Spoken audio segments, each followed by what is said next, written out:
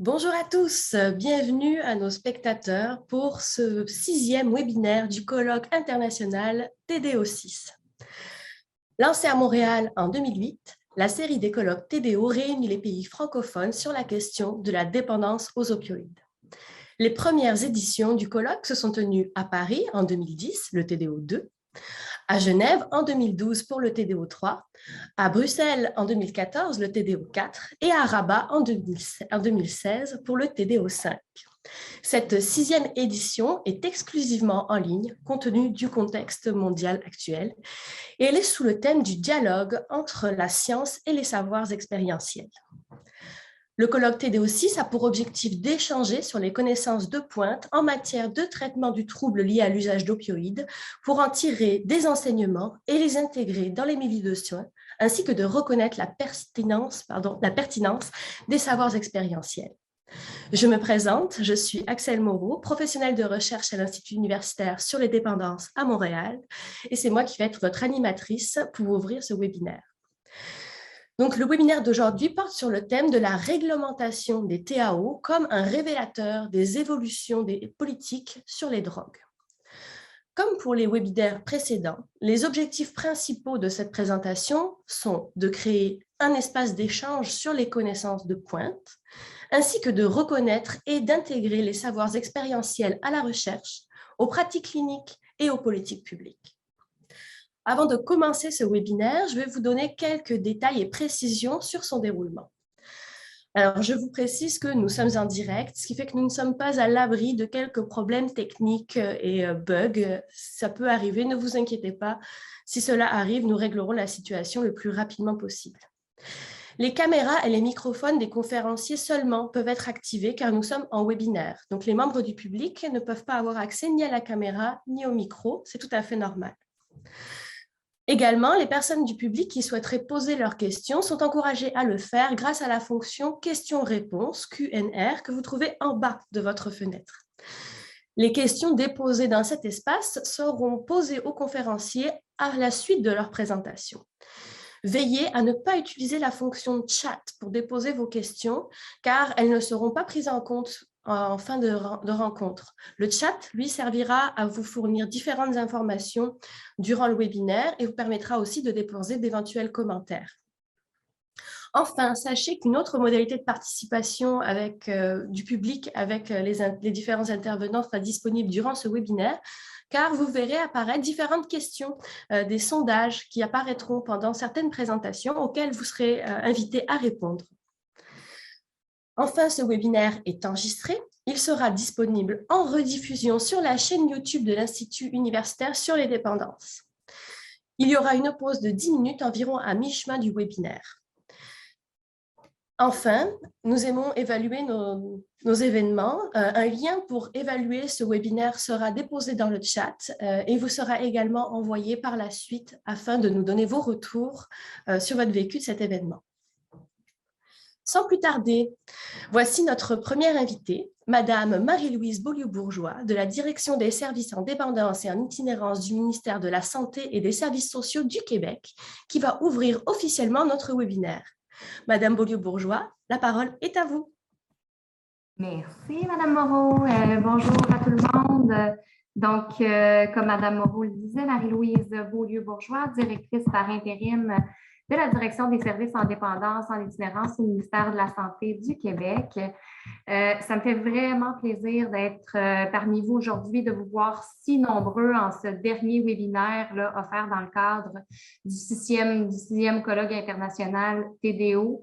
Je comprends que vous êtes près de 250 personnes aujourd'hui, donc c'est avec beaucoup de plaisir là, que je viens fermer ce colloque avec vous aujourd'hui. On est fiers, donc, au ministère d'avoir pu participer là, financièrement à cette 6e édition du colloque international TDO, qui est un colloque là, de renommée internationale. On le sait que malgré le contexte pandémique important, on a eu besoin de s'ajuster tout au long de l'année 2021, mais le comité organisateur a su là, a su s'adapter, présenter des webinaires en visuel, des balados, des affiches scientifiques. La formule retenue dans le contexte particulier nous a offert une belle visibilité à l'événement. Donc, on est bien fiers de cette 6e édition du colloque international. Les objectifs du colloque ont toujours été de réunir les experts, des professionnels, des scientifiques, des personnes utilisatrices d'opioïdes dans le but d'améliorer les traitements, la législation et les interventions. Aujourd'hui, le webinaire va porter plus spécifiquement sur la réglementation. On va s'intéresser à voir comment cette réglementation-là est révélateur de l'évolution des politiques sur les drogues. C'est un contexte particulièrement intéressant pour se poser cette question-là parce que, vous le savez, le contexte pandémique nous a permis de faire des avancées majeures. D'un côté, bien sûr, on a vu un certain effritement du tissu social, on a vu aussi là, une recrudescence là, de la vulnérabilité, mais ça nous a aussi permis comme organisation, comme gouvernement, de nous adapter et de faire des avancées majeures, notamment là, en TAO, des avancées qui étaient réclamées depuis plusieurs années. Donc, on est bien fiers là, de ces avancées-là. Puis, bien sûr qu'on va souhaiter là, pouvoir en maintenir quelques-unes. Je ne veux pas vous faire un listing ou une énumération trop exhaustive, mais je trouve ça intéressant quand même qu'on puisse nommer ces avancées-là qu'on a été capable de faire au cours de la dernière année dans un temps record, alors que ça faisait plusieurs années qu'on réclamait là, ce type d'adaptation-là. Donc, je vous en fais une énumération brève. Donc, depuis le contexte pandémique, il n'est plus nécessaire d'obtenir une exemption fédérale pour prescrire de la méthadone. On sait que ça faisait longtemps que c'était réclamé. On sait aussi que les infirmières praticiennes spécialisées peuvent maintenant prescrire et ajuster les traitements agonistes opioïdes. Qu'il y a des approches alternatives maintenant qui sont proposées, soit la morphine à libération lente qui a été ajoutée là, à notre boîte à outils, que la pratique de l'approvisionnement plus sécuritaire s'est démocratisée chez les médecins, chose qui était presque impensable dans nos pratiques usuelles il y a de ça seulement 2 ans. Donc, on est bien fiers de ça aussi. On sait aussi que les règles qui régissent l'accès aux traitements agonistes opioïdes ont été assouplies, notamment pour l'octroi des doses non supervisées, puis pour l'utilisation des tests urinaires. On a aussi autorisé d'initier un TAO, de renouveler une ordonnance, de faire de la réinduction de la thérapie par téléconsultation. Je me souviens, il y a 4 ans, tout juste 4 ans, on tentait d'obtenir cette permission-là de faire de la téléconsultation à TAO et c'était pratiquement inimaginable au Québec. Donc, ça, c'est une avancée qu'on a été capable de faire dans le il y a d'autres assouplissements en TAO qui ont vu le jour en temps de pandémie, notamment la prolongation des ordonnances qui a été autorisée pour des périodes allant au-delà des durées maximales prévues par la loi. L'obligation pour les pharmaciens de communiquer aux médecins des informations visant la prolongation, l'ajustement ou la substitution d'un médicament a été levée. Donc, tout ça, ce sont des exemples. On souhaite bien sûr que ces assouplissements-là soient maintenus, se poursuivent. Certains sont de nature fédérale, d'autres de nature provinciale sur lesquels on a un petit peu plus de prise. Donc, ça va être très intéressant aujourd'hui de pouvoir entendre la perspective de 3 juristes, donc de la Suisse, du Canada, qui vont nous présenter des cadres législatifs entourant le TAO, puis nous présenter des recommandations aussi pour la suite de ce qui pourra être fait. Donc, c'est avec un immense intérêt qu'on va vous écouter, qu'on va entendre vos recommandations, puis qu'on va tenter là, de s'appuyer sur celles-ci pour la suite des choses pour nous. Donc, je vous souhaite à tous un excellent webinaire. Merci de votre présence.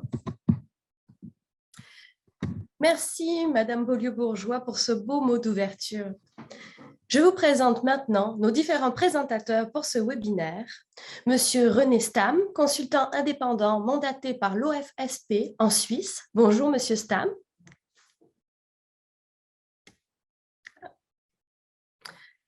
Docteur Olivier Simon, médecin associé au service de médecine des addictions du département de psychiatrie de Lausanne. Bonjour, docteur Simon. Bonjour. C'est parfait. Monsieur Jean-Félix Savary, secrétaire général du groupe roman d'études des addictions en Suisse. Bonjour, monsieur Savary. Ça ne fonctionne pas non plus. Ce n'est pas grave, vous allez les voir dans quelques instants. Tous les trois vous présenteront nos différents conférenciers et animeront les différentes... Ah, ce n'est pas très grave, je vous passe la parole dans quelques instants. Donc, ils animeront également les différentes temps de questions après les présentations, ainsi que le panel. Sans plus tarder, Monsieur Stam, la parole est à vous. Je vous souhaite un excellent webinaire et je vous retrouve tout à l'heure en fin de présentation. C'est bon. C'est bon. OK, bonjour tout le monde. Pensez à ouvrir votre caméra. Voilà. Ça y est, j'y suis. Merci beaucoup. Bonjour tout le monde. Bonjour au Québec et bonsoir au Liban, pour ne prendre que ces deux pays qui sont dans les fuseaux horaires extrêmes qui sont touchés par ce webinaire. Au nom du comité suisse des TDO, j'ai le plaisir de vous souhaiter la bienvenue à cette dernière manifestation du TDO 6. Je m'appelle donc René Stam, je suis le coordinateur suisse de l'événement et j'ai l'honneur de vous présenter le programme et les enjeux. J'ai eu le grand plaisir de participer à toutes les éditions précédentes des TDO et en particulier à l'organisation de celui de Genève en 2012. Il était largement consacré à la question des législations au travers de la présentation d'une étude qui comparait le cadre régulateur des traitements de la dépendance aux opioïdes de la Belgique, de la France, du Québec, de la France et de la Tunisie. Le comité suisse a décidé de remettre ce thème à l'ordre du jour. La motivation est la même qu'il y a 10 ans. Rappeler l'importance de l'impact de ces législations sur l'accès et la qualité des soins. Mais cette année, nous aimerions apporter un éclairage nouveau en considérant ces cadres législatifs comme révélateurs de l'évolution du positionnement de ces traitements dans les systèmes socio-sanitaires et donc de l'évolution des politiques liées aux drogues qui les sous-tendent. Une certaine évolution a eu lieu ces dernières années, marquée, je pense, en Europe, par la publication en 2017, sous l'égide du groupe Pompidou, du rapport « Traitement agoniste opioïdes, principes directeurs pour les législations et régulations ». Pour mémoire, le groupe Pompidou est la plateforme prévention du Conseil de l'Europe. Ce rapport a depuis été traduit en 8 langues, dont l'espagnol, l'anglais, le russe même, l'arabe, etc., etc. Vous aurez noté que ce document parle maintenant des traitements agonistes opioïdes ou TAO pour faire court. J'aimerais le souligner car le rapport insiste sur la question de la terminologie utilisée, très souvent source de discrimination et qui mérite donc d'être questionnée. Traitement agoniste opioïde est un terme scientifiquement correct et neutre d'un point de vue des valeurs qui peuvent être véhiculées. 2 critères importants pour juger d'une terminologie pertinente. Ce rapport a l'ambition de définir des lignes directrices ou des recommandations pour les États qui désirent soit établir une réglementation des TAO ou réviser leur législation existante. Celles-ci prennent en compte les recommandations cliniques de l'OMS et celles des instances internationales ayant pour mission de faire respecter les droits humains. Ces 2 approches, celle de la santé publique et celle du droit international, poursuivent dans notre cas un but commun, faciliter l'accès aux soins et aux médicaments. Ce but constitue la pierre angulaire du rapport, l'orientation qui a guidé les travaux des experts, dont 2 sont parmi nous ce soir, la professeure Valérie Junot et le docteur Olivier Simon. Il faut dire encore que ces principes directeurs constituent un idéal à atteindre, bien conscient que les réglementations particulières de chaque pays sont le fruit de compromis liées à sa culture, sa situation politique, ses normes sociales, l'état de ses infrastructures socio-sanitaires, etc., etc. Les différences de contextes nationaux dans lesquels sont ancrés les TAO constituent d'ailleurs le défi conceptuel le plus grand à la réalisation de ce webinaire, puisque nous n'avons pas le temps d'exposer ces contextes nationaux. Nous comptons donc sur votre capacité de transposer dans votre réalité nationale les expériences très variées qui vont être présentées. Nous croyons que les différences énormes entre les contextes suisses et canadiens, de plus 2 États fédéralistes, vont constituer une source suffisamment grande d'informations pour que vous puissiez en tirer un bénéfice pour l'environnement dans lequel vous travaillez. Le programme est donc conçu en 2 parties. Dans un premier temps, nous entendrons les exposés de 3 juristes suisses et canadiens qui nous présenteront des exemples concrets de législation encadrant les TAO et d'éléments à réviser pour les rendre conformes aux droits humains et aux objectifs d'une santé publique moderne. Dans un second temps, un panel de représentants de 5 autres pays permettra de présenter d'autres contextes sociosanitaires et leurs revendications envers une réglementation moderne des TAO. Permettez-moi une dernière réflexion. Face à une situation très figée au niveau des conventions internationales qui règlent l'utilisation des produits psychotropes, la réglementation des TAO, qui se situe à un niveau national, bénéficie d'une certaine marge de manœuvre. En agissant à ce niveau, il est possible d'améliorer non seulement la situation des professionnels et des usagers en créant de meilleures conditions au cadre thérapeutique, mais également de faire progresser le débat sociétal dans lequel se développent les politiques des drogues. Je m'arrête là et je vous souhaite une très bonne dernière session du TDO6 et j'aimerais remercier tout particulièrement toute l'équipe de Montréal qui a préparé et nous a aidés au niveau technique à mettre en place ce webinaire. Très bonne soirée. Et j'aimerais maintenant vous présenter notre deuxième juriste, qui est Lucien Colliander. Il est titulaire d'un bachelor et d'un master en droit de l'Université de Lausanne, ainsi que d'un master en affaires internationales de l'Institut de hautes études internationales et du développement à Genève. Il a collaboré en tant que reviewer avec la Global Commission on Drug Policy.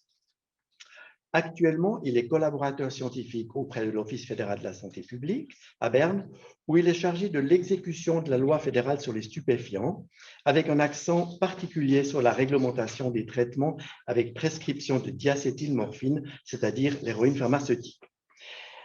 Il est en outre le correspondant national pour la Suisse auprès de l'Observatoire européen des drogues et des toxicomanies, et donc un large éventail de connaissances et de perceptions pour aborder ce sujet. Merci, Lucien. Bonjour. S'installer. Voilà, merci beaucoup. Donc aujourd'hui, je vais parler des programmes de prescription d'héroïne en Suisse. L'idée, voilà, c'est de faire un peu un regard en arrière sur les 25, bientôt 30 ans d'existence de ces programmes, de regarder où on en est aujourd'hui, puis de voir un peu quel est l'avenir. Donc, pour commencer, forcément, un peu de contexte historique. On a vu que dans les années 90, en Suisse, il y a la crise des opiacés, que vous connaissez maintenant en Amérique du Nord. Mais dans les années 90, il y a un écho terrible ici. Pas trop. Merci beaucoup. Voilà, donc dans les années 90, il y a une crise des opiacés, spécifiquement d'héroïne en Suisse. Les gens consomment dans les parcs. C'est terrible, ça choque beaucoup nos politiciens. Et en fait, ils réfléchissent un peu à ce qu'on pourrait faire. Alors en 92, il y a une première ordonnance, dite preuve, sur l'évaluation de projets, etc., qui essaie de réglementer un peu la mise en œuvre de projets pilotes, si vous voulez. Un de ces projets pilotes, donc qui n'est pas directement réglé dans l'ordonnance, mais voilà, un de ces projets pilotes, c'est la remise d'héroïne médicalisée aux personnes en situation de toxicomanie. Ça fonctionne bien, on a des bonnes évaluations, alors c'est très scientifique, en tout cas, c'est prétendu que c'est très scientifique, il y a des programmes scientifiques qui évaluent tout ça. On voit que ça marche bien, que les gens vont mieux, qu'ils sont moins dans la rue, qu'il y a moins de criminalité liée à l'approvisionnement. Et ensuite, ben voilà, on estime que ces projets ont atteint leur terme, alors il faut les intégrer dans la loi. Je rappelle, pour l'instant, rien n'est vraiment réglé juridiquement. Alors, en 98, il y a un arrêt fédéral urgent adopté par le Conseil fédéral, et ça, c'est peut-être un point important, c'est que les traitements d'héroïne, depuis le début, ils sont réglementés au niveau fédéral, pas au niveau cantonal, contrairement aux autres traitements agonistes opioïdes, comme la méthadone, qui sont, eux, réglés au niveau cantonal. Donc, en 98, on a un premier arrêté fédéral urgent qui dit oui, alors c'est très bien, il faudrait continuer. On va alors là réglementer dans cet arrêté, qui est validé en votation d'ailleurs par le peuple. Puis ça dure parce que finalement, la vraie intégration dans la loi fédérale, elle prend du temps. C'est repoussé, repoussé. Alors, vous voyez, cet arrêté fédéral, finalement, ça dure 12 ans avant que ça soit ancré dans la loi fédérale sur les stupéfiants. Et à ce moment-là, on décide que, bon, dans la loi, on met le principe, et puis après, toute la réglementation plus technique, elle va dans une ordonnance, l'ordonnance sur l'addiction aux stupéfiants. C'est ce point historique, il est important pour comprendre vraiment des problématiques qui sont mises en lumière par le traitement avec prescription d'héroïne. 3 exemples particuliers. D'abord, les critères d'admission. Ces critères, ils étaient au début pas spécifiquement réglés dans un texte légal, ils étaient encadrés dans un programme scientifique pour les projets pilotes. Et un point important, c'est l'âge. Au début, on exigeait que les participants aient au moins 21 ans pour rentrer en traitement. Et finalement, on s'est dit, bon, 21 ans, c'est un peu tard, alors on dit 18 ans. Mais en fait, aujourd'hui, les programmes HGB, donc les programmes avec prescription d'héroïne, sauf exception, mais en théorie, ils sont réservés aux majeurs. Personne n'a dit que ça faisait fondamentalement sens d'un point de vue scientifique. C'est avant tout une question politique, mais on voit que voilà, il y a cet héritage du passé. C'était comme ça, alors on continue à faire comme ça, d'autant plus qu'au cas où il y a une exception qui est possible. Le deuxième exemple que je voulais aborder, c'était la conduite du véhicule. On en a parlé avant, c'est toujours un point sensible, parce qu'on a toujours peur que quelque chose se passe avec un traitement qui est médical. Au début, alors dans le premier arrêté fédéral, c'était... on est en train de me changer l'angle. Ah, ça va très bien. Donc au début, c'était impossible. C'était impossible également. Le patient devait avant tout remettre son permis de conduire au début du traitement. C'était prévu dans la réglementation. Ce point, il a disparu. Si vous regardez dans les rapports explicatifs des lois, dans les messages des autorités, on n'a jamais vraiment explicité pourquoi ça disparaissait. Mais en fait, aujourd'hui, de facto, dans la loi, depuis bientôt 12 ans, il n'y a pas besoin de remettre son permis de conduire quand on commence un traitement HGB. HGB, on l'a peut-être dit avant, mais c'est Heroin-gestützte Behandlung, on parle toujours en allemand, c'est le traitement avec prescription d'héroïne. Donc voilà, aujourd'hui, il n'y a plus cette obligation, mais c'est intéressant dans la pratique parce qu'on voit qu'en fait, la plupart des centres de prescription d'héroïne, ils demandent quand même à leurs patients de s'abstenir de conduire, même s'il n'y a pas une réglementation légale stricte. Mais voilà, par prudence et puis par poids du passé, on continue là-dedans à conseiller aux patients, voire à imposer aux patients de ne pas conduire. Et finalement, le dernier point, c'est justement le Covid-19. Et pour nous, c'était voilà, une mise en lumière de la problématique fondamentale de ces réglementations, c'est qu'elles sont très strictes, tellement strictes d'ailleurs qu'elles ne permettent pas de faire face à des imprévus. Le Covid, c'était un imprévu. On avait ce problème que les patients, normalement, ils devaient venir 2 à 3 fois par jour dans les centres pour chercher leur traitement. Ça faisait des embouteillages, ça créait beaucoup de patients en même temps, les patients qui n'étaient pas forcément en bonne santé. Et du coup, on a dû essayer de trouver des solutions, tant bien que mal. Alors, on est passé par des autorisations exceptionnelles, puis ensuite, on a modifié de façon urgente les réglementations. Mais voilà, c'était pour nous un point assez important, parce qu'on a réalisé qu'en fait, en temps de crise, on peut de nouveau avancer plus, comme c'était d'ailleurs le cas au début des années 90. Donc maintenant, quelles sont les évolutions futures pour ces traitements d'un point de vue de réglementation? Alors voilà, nous, on a commencé au sein de l'autorité fédérale à analyser un peu ce qui se passait d'un point de vue scientifique. On a commandé une analyse de situation externe et on s'est posé différentes questions. La première, c'est est-ce qu'on devrait transférer la compétence au canton, une compétence qui est aujourd'hui fédérale? Est-ce qu'on devrait mettre les traitements avec prescription d'héroïne sous la compétence des cantons? Le deuxième, c'était quel était l'accès au programme? Donc, on a vu, c'est des conditions relativement strictes pour rentrer dans ces programmes. Est-ce qu'on devrait élargir ça? Comment et sur quel point? Le troisième point, c'était la remise à l'emporter de traitement. Au début, alors avant le Covid, c'était prévu, c'était possible, mais de manière très restrictive. Ça a été assoupli dans le cadre du Covid et on a vu que ça avait assez bien marché. Le quatrième point, c'est la poursuite du traitement dans des centres, parce qu'aujourd'hui, voilà, les traitements ils sont prévus au sein des centres, donc il faut venir au centre pour prendre son médicament.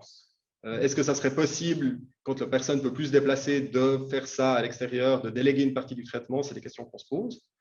Et finalement, c'est toute la problématique des patients atteints de comorbidité, parce que un des problèmes fondamentaux de ces traitements, c'est qu'ils ont très bien marché, qu'aujourd'hui, il n'y a pas un vrai problème lié à l'héroïne en Suisse, et que la plupart des patients dans ces traitements, c'est des gens qui atteignent la 50, la soixantaine, parce qu'ils étaient au début des années 90, dans leur prime jeunesse, et qu'au moment où ils se sont fait toucher par cette vague d'héroïne.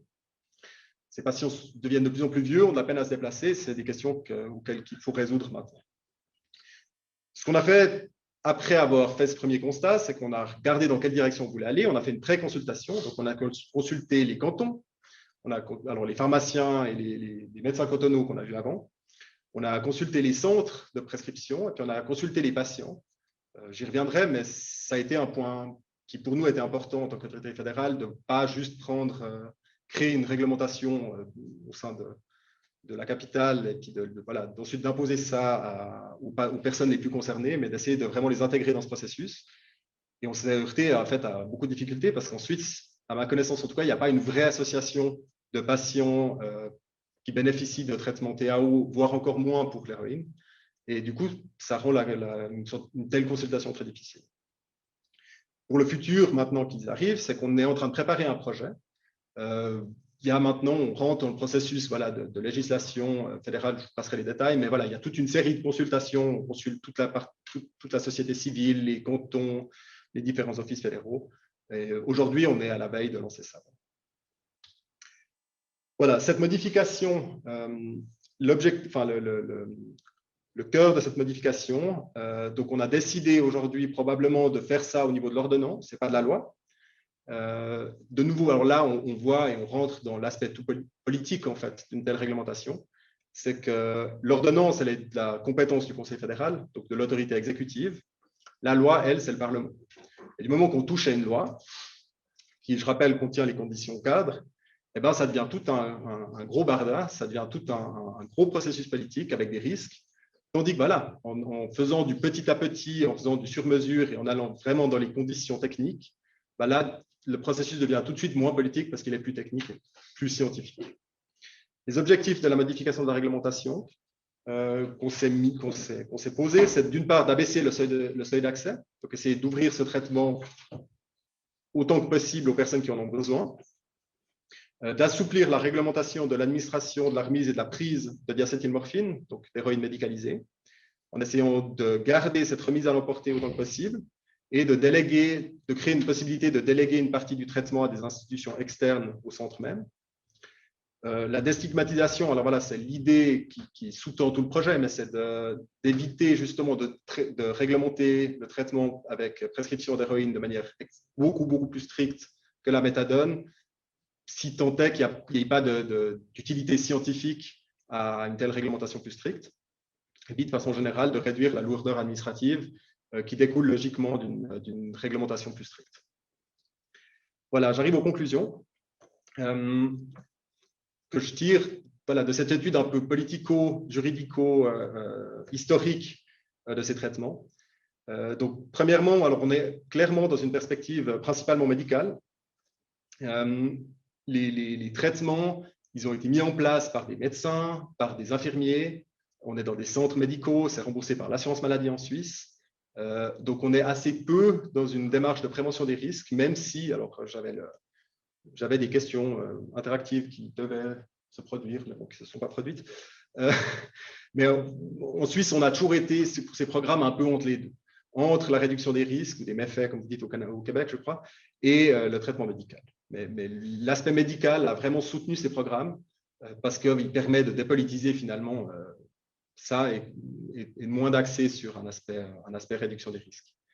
Le deuxième point, c'est les contingences politiques et historiques. Alors, on l'a dit juste avant, on voit bien que du moment qu'on commence à créer quelque chose et à mettre en place une réglementation, après, c'est très difficile de la changer. même si on est très convaincu qu'il faudrait la changer, en général, on essaie toujours de faire du menu détail, parce que du moment qu'on change quelque chose de fond en comble, il y a forcément des résistances politiques. Et que dans le cadre d'une politique des drogues, c'est toujours ces résistances politiques qu'on essaye d'éviter de confronter trop frontalement. C'est lié aussi au poids du texte initial. C'est compliqué de changer de fond en comble une ordonnance ou une loi. C'est beaucoup moins compliqué de la créer, j'imagine, au début. Mais une fois qu'elle est là, il faut vraiment faire attention parce que ce qui est dans le texte initial reste très probablement, à moins qu'il soit fondamentalement nécessaire de le changer. Le quatrième point, c'est l'importance du soutien scientifique. En tant qu'autorité exécutive, le fait d'avoir des bases scientifiques claires publiées qui montrent que voilà, il y a XXX facteurs qui font que ce traitement il doit être changé de cette façon-là, ça permet de nouveau de dépolitiser quelque chose qui peut susciter des tensions. Ce n'est pas parfait, il y a forcément des résistances et puis il faut naviguer avec ces résistances, mais le fait d'avoir des bases scientifiques claires aide énormément pour la rédaction de textes juridiques. Finalement, la difficulté à impliquer les personnes concernées. Nous, on a vu, quand on a essayé d'intégrer la base, d'intégrer les patients, c'est très compliqué. Et puis ça, c'est alors un appel d'une autorité exécutive nationale ou à toutes les ONG parmi vous. Créer des unités de patients, essayer de mettre les gens en contact, parce que sinon, c'est extrêmement compliqué d'aller à la rencontre des gens quand on ne sait pas exactement, quand il n'y a personne qui parle de façon unitaire. Et puis finalement, c'est des personnes qui n'ont pas forcément l'habitude de traiter de textes juridiques. Quand elles doivent se confronter à des ordonnances, à des normes techniques, c'est très compliqué s'il n'y a pas un encadrement qui est créé. Et finalement, le dernier point, c'est qu'il y a des compromis qui sont inévitables. C'est un sujet qui est très politique. Malheureusement, c'est comme ça, même si c'est un traitement médical, on parle d'une prescription de quelque chose qui est considéré aujourd'hui toujours comme de la drogue. À partir de là, il faut accepter qu'il y a des compromis politiques qui sont faits et qu'on essaye de trouver le meilleur des mondes. Voilà. Merci beaucoup. La question, tu vas aller encore temps ou vous pouvez la lancer si on peut lancer vous pouvez lancer la question. J'y ai répondu, ouais. mais voilà. Donc voilà, nous on a ce modèle suisse des 4 piliers, donc prévention, traitement, réduction des risques, répression. Et puis ma question, c'était selon vous, avec ce que j'ai présenté, bon, j'ai un peu donné la réponse, mais dans quoi s'inscrit les programmes de prescription d'héroïne? Est-ce que pour vous, alors, c'est de la répression, de la réduction des risques ou des méfaits, du traitement ou de la prévention? Je peux cliquer sur quelque chose? C'est fait automatiquement. Pendant le tonnerre d'applaudissements qu'on n'entend pas ici. Ouais. Peut-être juste, parce que pas beaucoup de gens vont répondre répression, mais savoir que dans le débat politique en Suisse, c'est peut-être l'argument principal. C'est-à-dire que le traitement d'héroïne réduit, ça c'est un très bon argument pour tout le monde, réduit 98% des infractions contre la propriété privée lors de la première année de traitement. Donc ça, politiquement, c'est extrêmement fort. Et puis, en fait, on n'a pas besoin de s'embêter avec des questions médicales. Donc voilà, et donc je crois que les gens ont presque compris, presque, en fait, vu qu'ils répondent réduction des risques. Et traitement. C'est l'entrée. Non, alors effectivement, pour reprendre ce que tu as dit, l'aspect de prévention de la criminalité, c'est un point qui est très fort. Je crois que de façon générale, dans la politique drogue, ça me fait mal en tant qu'avocat de dire ça, mais l'aspect droit humain et l'aspect bien du patient passent clairement au second plan d'un point de vue politique par rapport à 2 aspects qui on l'a vu, marchent très bien. C'est l'aspect fiscal. Est-ce qu'on peut économiser de l'argent d'un point de vue étatique? Et est-ce qu'on peut peut-être même créer de l'argent d'un point de vue étatique? On l'a vu avec le cannabis. Et puis l'aspect criminalité. Est-ce qu'on peut éviter d'avoir des gens dans la rue qu'on n'a pas envie de voir dans la rue? Et est-ce qu'on peut éviter d'avoir des gens dans la rue qui nous volent notre sac à main quand on n'a pas envie qu'ils nous volent notre sac à main? Et je veux dire, d'un point de vue, c'est très dur à dire, c'est froid, c'est hargneux, mais d'un point de vue politique, c'est ça qui marche en tout cas en Suisse. Mais là, c'est la question en fait des compromis et en fait quelque part des coalitions. Et en fait, bon, tu as une point. Donc, on va quand même remercier l'OFSP, donc notre ministère de la Santé, qui, comme vous le voyez, est quand même relativement ouvert, avec qui on est très en lien avec le terrain. Et donc, qui ne peut pas tout dire parce qu'il est ministère de la Santé, mais de son point de vue, qui doit adapter des textes qui sont des fois un petit peu trop pointilleux. Quel est ton regard, ou qu'est-ce que tu peux dire sur le regard que tu peux porter sur les coalitions qu'il faut construire pour pouvoir éduquer ces parlements? On a parlé un petit peu de la sécurité, peut-être faire un vision là-dessus. Bon, déjà, la coalition traditionnelle en Suisse, alors c'est clair que la gauche est relativement progressiste en matière de de politique drogue, qui bon que l'extrême droite, les extra-conservateurs sont très contre. Maintenant, il y a des gens entre les deux. Et puis c'est là voilà, qu'il faut trouver un discours qui parle à tout le monde, puis essayer de créer des coalitions, parce que voilà, on ne fait pas une politique avec juste les 20% de convaincus. Il faut essayer de trouver des gens de l'autre côté, et des gens qui pourraient être convaincus, mais qui ne sont pas forcément encore. Et justement, le discours droit de l'hommiste, alors je pense qu'il est extrêmement important de le garder, mais c'est un discours qui permet difficilement de créer des coalitions, comparé à un discours sécuritaire et fiscal, qui n'est peut-être pas le centre de la préoccupation comme ça devrait l'être, mais qui permet de créer des coalitions. D'un point de vue géographique ensuite, en tout cas en Suisse, nous, ce qu'on a très clairement vu, ce qui s'observe en 30 ans de politique drogue, c'est qu'il y a une coalition qui se crée entre l'État fédéral et les villes. Les problématiques de stupéfiants, c'est clairement quelque chose qui se passe dans les villes. Les campagnes sont en tout cas en Suisse relativement peu touchées, ou en tout cas c'est moins visible, tandis qu'en ville, c'est là qu'on voit les problématiques. Et du coup, les villes sont assez sensibles à ces problématiques. Et la politique drogue suisse, elle est vraiment née de cette alliance entre un État fédéral, alors il y a peut-être des technocrates, c'est ce qu'on peut entendre, mais voilà, il y a des technocrates, ou en tout cas des gens qui ont une vision, et des politiciens locaux qui, eux, sont confrontés aux réalités, puis qui ne peuvent pas se permettre de faire passer des principes avant la réalité qu'ils rencontrent tous les jours chez eux. Je pense que c'est un point très intéressant en Suisse.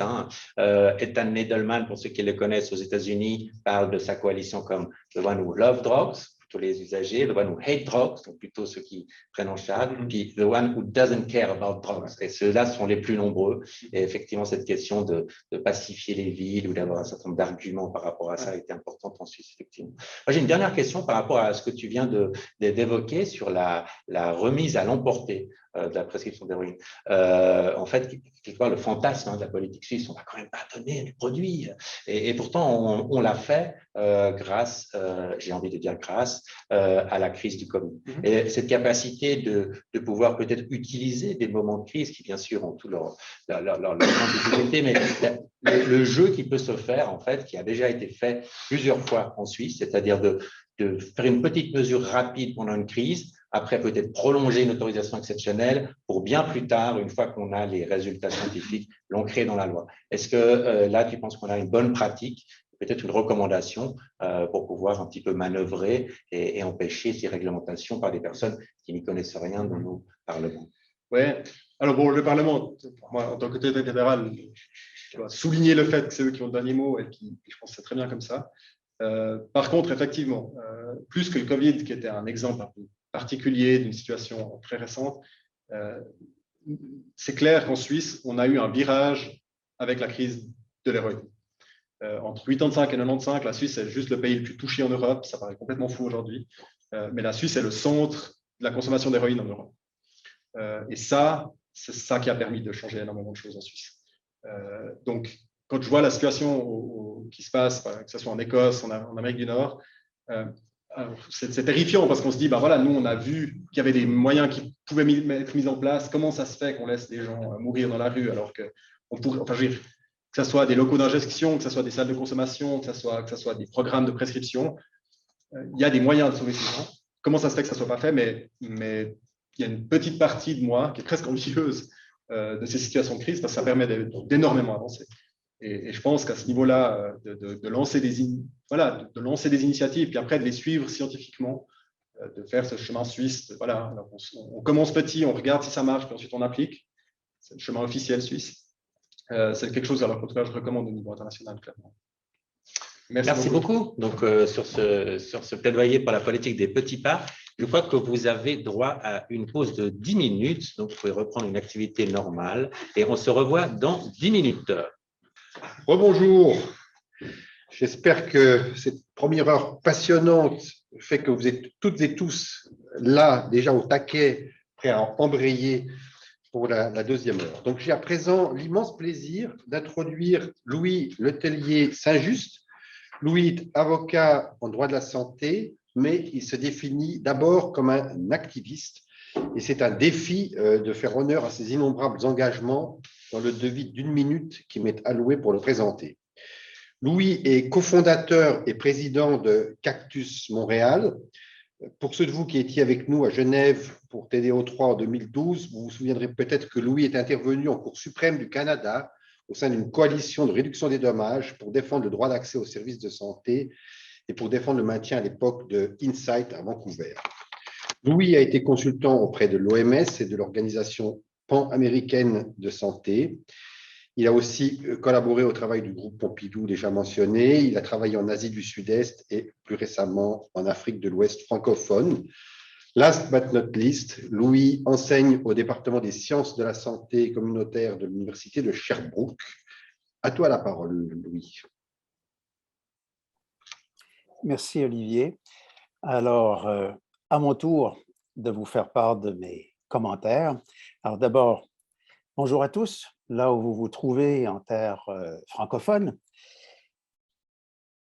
C'est un moment ce matin intéressant que d'entendre les propos de Valérie Junot et de Lucien Colliander, parce que la Suisse est pionnière dans le secteur dont on traite aujourd'hui, ou en fait, dont traite les TDO en général. Et je suis particulièrement content d'avoir entendu tout ça parce que j'ai l'impression que ce que je vais vous dire va faire plaisir aussi à beaucoup d'entre nous.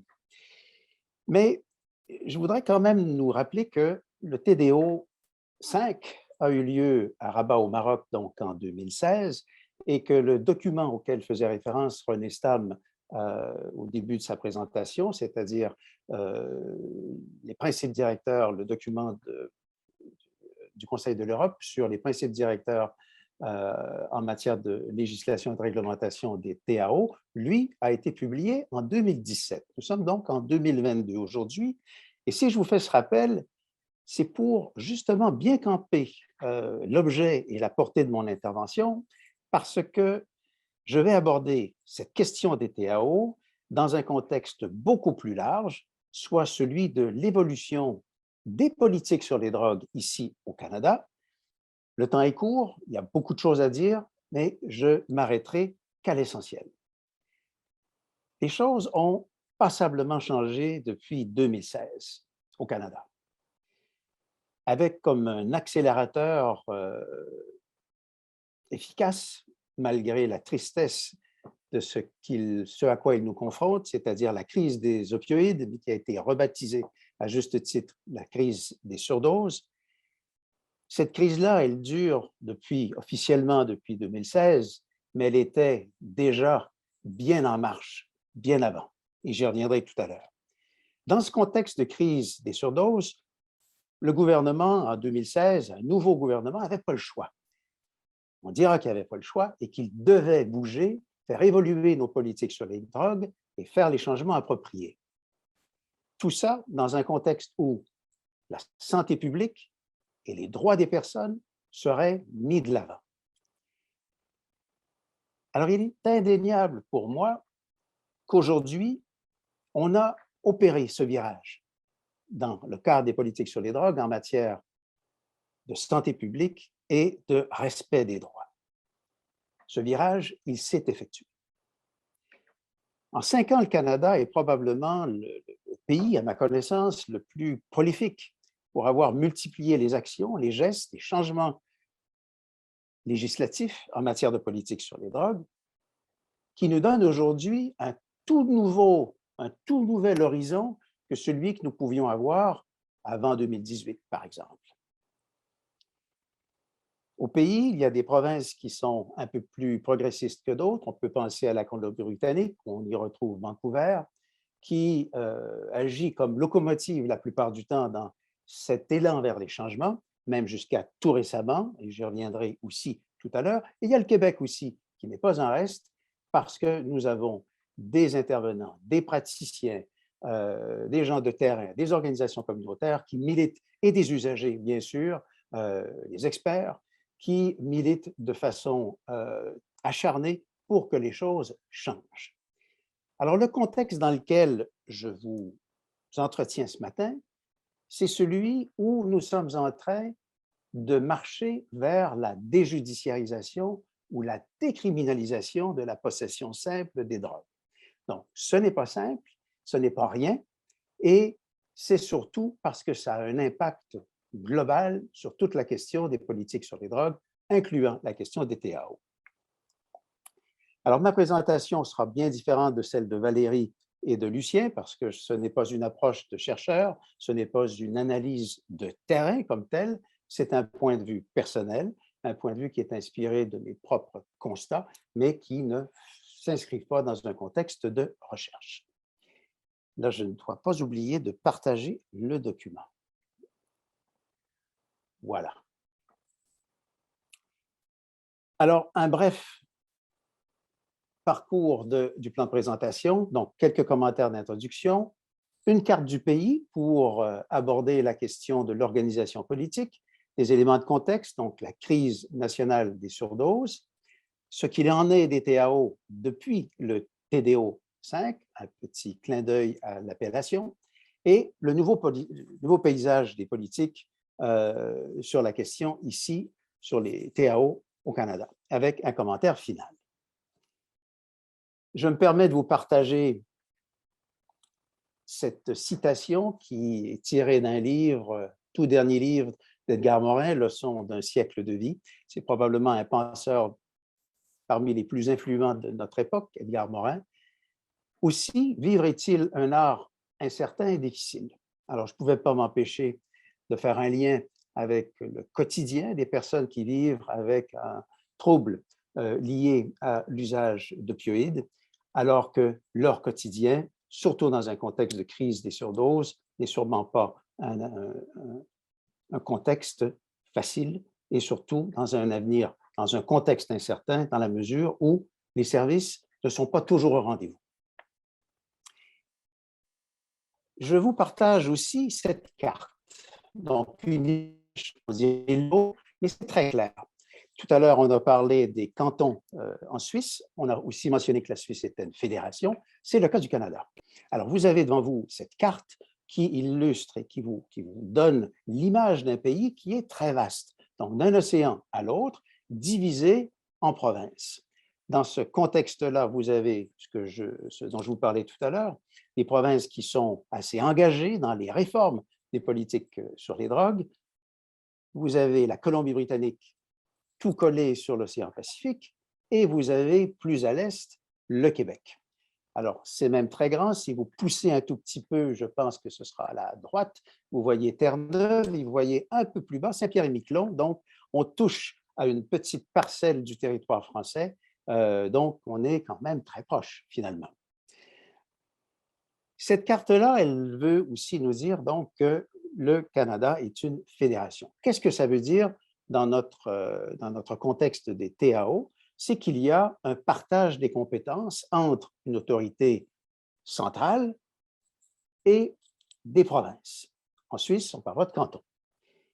Alors ici, le gouvernement central, le gouvernement d'Ottawa, a des compétences particulières en droit criminel. Donc, dans le cadre des politiques sur les drogues, l'assise principale du gouvernement central, c'est celle du code criminel, c'est celle de sa compétence exclusive en droit criminel, ce qui lui permet d'adopter des lois réglementant les drogues, d'adopter des règlements sur la question des stupéfiants, de toucher aux questions de possession, de trafic, d'importation, de contrôle des substances qui sont identifiées comme étant des substances contrôlées, dont les opioïdes. Nous avons pour la plupart d'entre nous, dans nos pays respectifs, des lois qui contiennent des annexes avec une multitude, pour ne pas parler de centaines de substances, incluant les opioïdes, qui sont des substances contrôlées. Quant aux provinces, elles ont un pouvoir qui n'est pas négligeable et c'est celui de légiférer sur l'organisation et l'administration des services. Alors, si vous comprenez bien ce que c'est que l'organisation des services, c'est-à-dire que les provinces ont cette responsabilité de bâtir l'architecture des services qui seront donnés, de choisir les avenues de services qui seront offerts à la population de leurs provinces respectives. Alors, ce n'est pas rien. Donc, au Québec, on aura bâti, nous, un système de santé dans lequel nous retrouvons à l'intérieur de nos établissements des centres de réadaptation en dépendance où, notamment, nous retrouverons des accès aux traitements agonistes opioïdes. Alors, cette distinction-là entre les pouvoirs centraux et des provinces, c'est quand même excessivement important. Ce n'est pas exempt de heurts parce que, essentiellement, quand on veut légiférer sur la question des drogues et qu'on utilise le droit criminel pour y arriver, c'est le cas au Canada comme dans beaucoup d'endroits à travers le monde, on a mis en place des politiques répressives, des politiques qui mettaient de côté toute l'approche de santé publique et l'approche de respect des droits humains. Nous avons opéré un changement drastique depuis 2016. Je me permets cette parenthèse pour vous dire, bon, qu'est-ce qui s'est produit depuis 2016? Est-ce que la crise des opioïdes a provoqué spontanément ce changement-là? Bien sûr, le gouvernement libéral qui a été élu en 2016, et je me souviens, nous étions à Rabat, le gouvernement venait à peine d'être élu et une ère de changement était déjà annoncée. Le gouvernement avait peut-être beau jeu pour faire ces changements-là, mais à tout le moins, il avait la responsabilité de bouger. Il avait l'obligation de bouger et il a bougé. Par contre, il faut savoir que pendant les 10 années précédentes, soit de 2005 à 2015, on a vécu dans un contexte vraiment d'application de la guerre à la drogue, qui est une guerre aux usagers, et qui a fait en sorte qu'on a retiré la notion même de réduction des méfaits de la stratégie nationale sur les drogues et qu'on a misé sur une augmentation des sanctions liées aux drogues, donc une approche purement répressive, en niant un accès aux services requis pour le traitement des personnes qui vivent avec un trouble lié à l'usage d'opioïdes, et on a barré toutes les portes nécessaires, par exemple, comme Olivier le mentionnait tout à l'heure, à l'accès à des salles de consommation, aux sites de consommation supervisés ici au Canada, comme c'était le cas de Insight à Vancouver en 2008. Donc, vous avez le contexte politique et le partage des pouvoirs. Quelques éléments du contexte d'urgence et de crise qui vous permettront de comprendre pourquoi cette crise est si dramatique au pays. Elle l'est bien sûr aux États-Unis, mais elle l'est chez nous de façon fulgurante. En 2016, donc, reconnaissance d'une crise nationale des surdoses, crise des opioïdes au départ, donc une crise nationale de santé publique. De 2016 à 2011, il y a eu plus de 24 000 décès répertoriés apparemment liés aux opioïdes. 27 600 hospitalisations pour surdose liées aux opioïdes. Ce sont des statistiques qui sont glaçantes. Entre janvier et juin 2021, plus de 3 000 décès répertoriés apparemment liés aux surdoses. Ça signifie 19 décès par jour. Extrême fragilité des populations vulnérables. Je pense ici aux personnes qui sont en situation d'itinérance, aux usagers de drogue, bien sûr, et aux membres des Premières Nations, donc aux communautés autochtones qui sont, pour des raisons historiques, particulièrement vulnérables et frappées par la crise des opioïdes.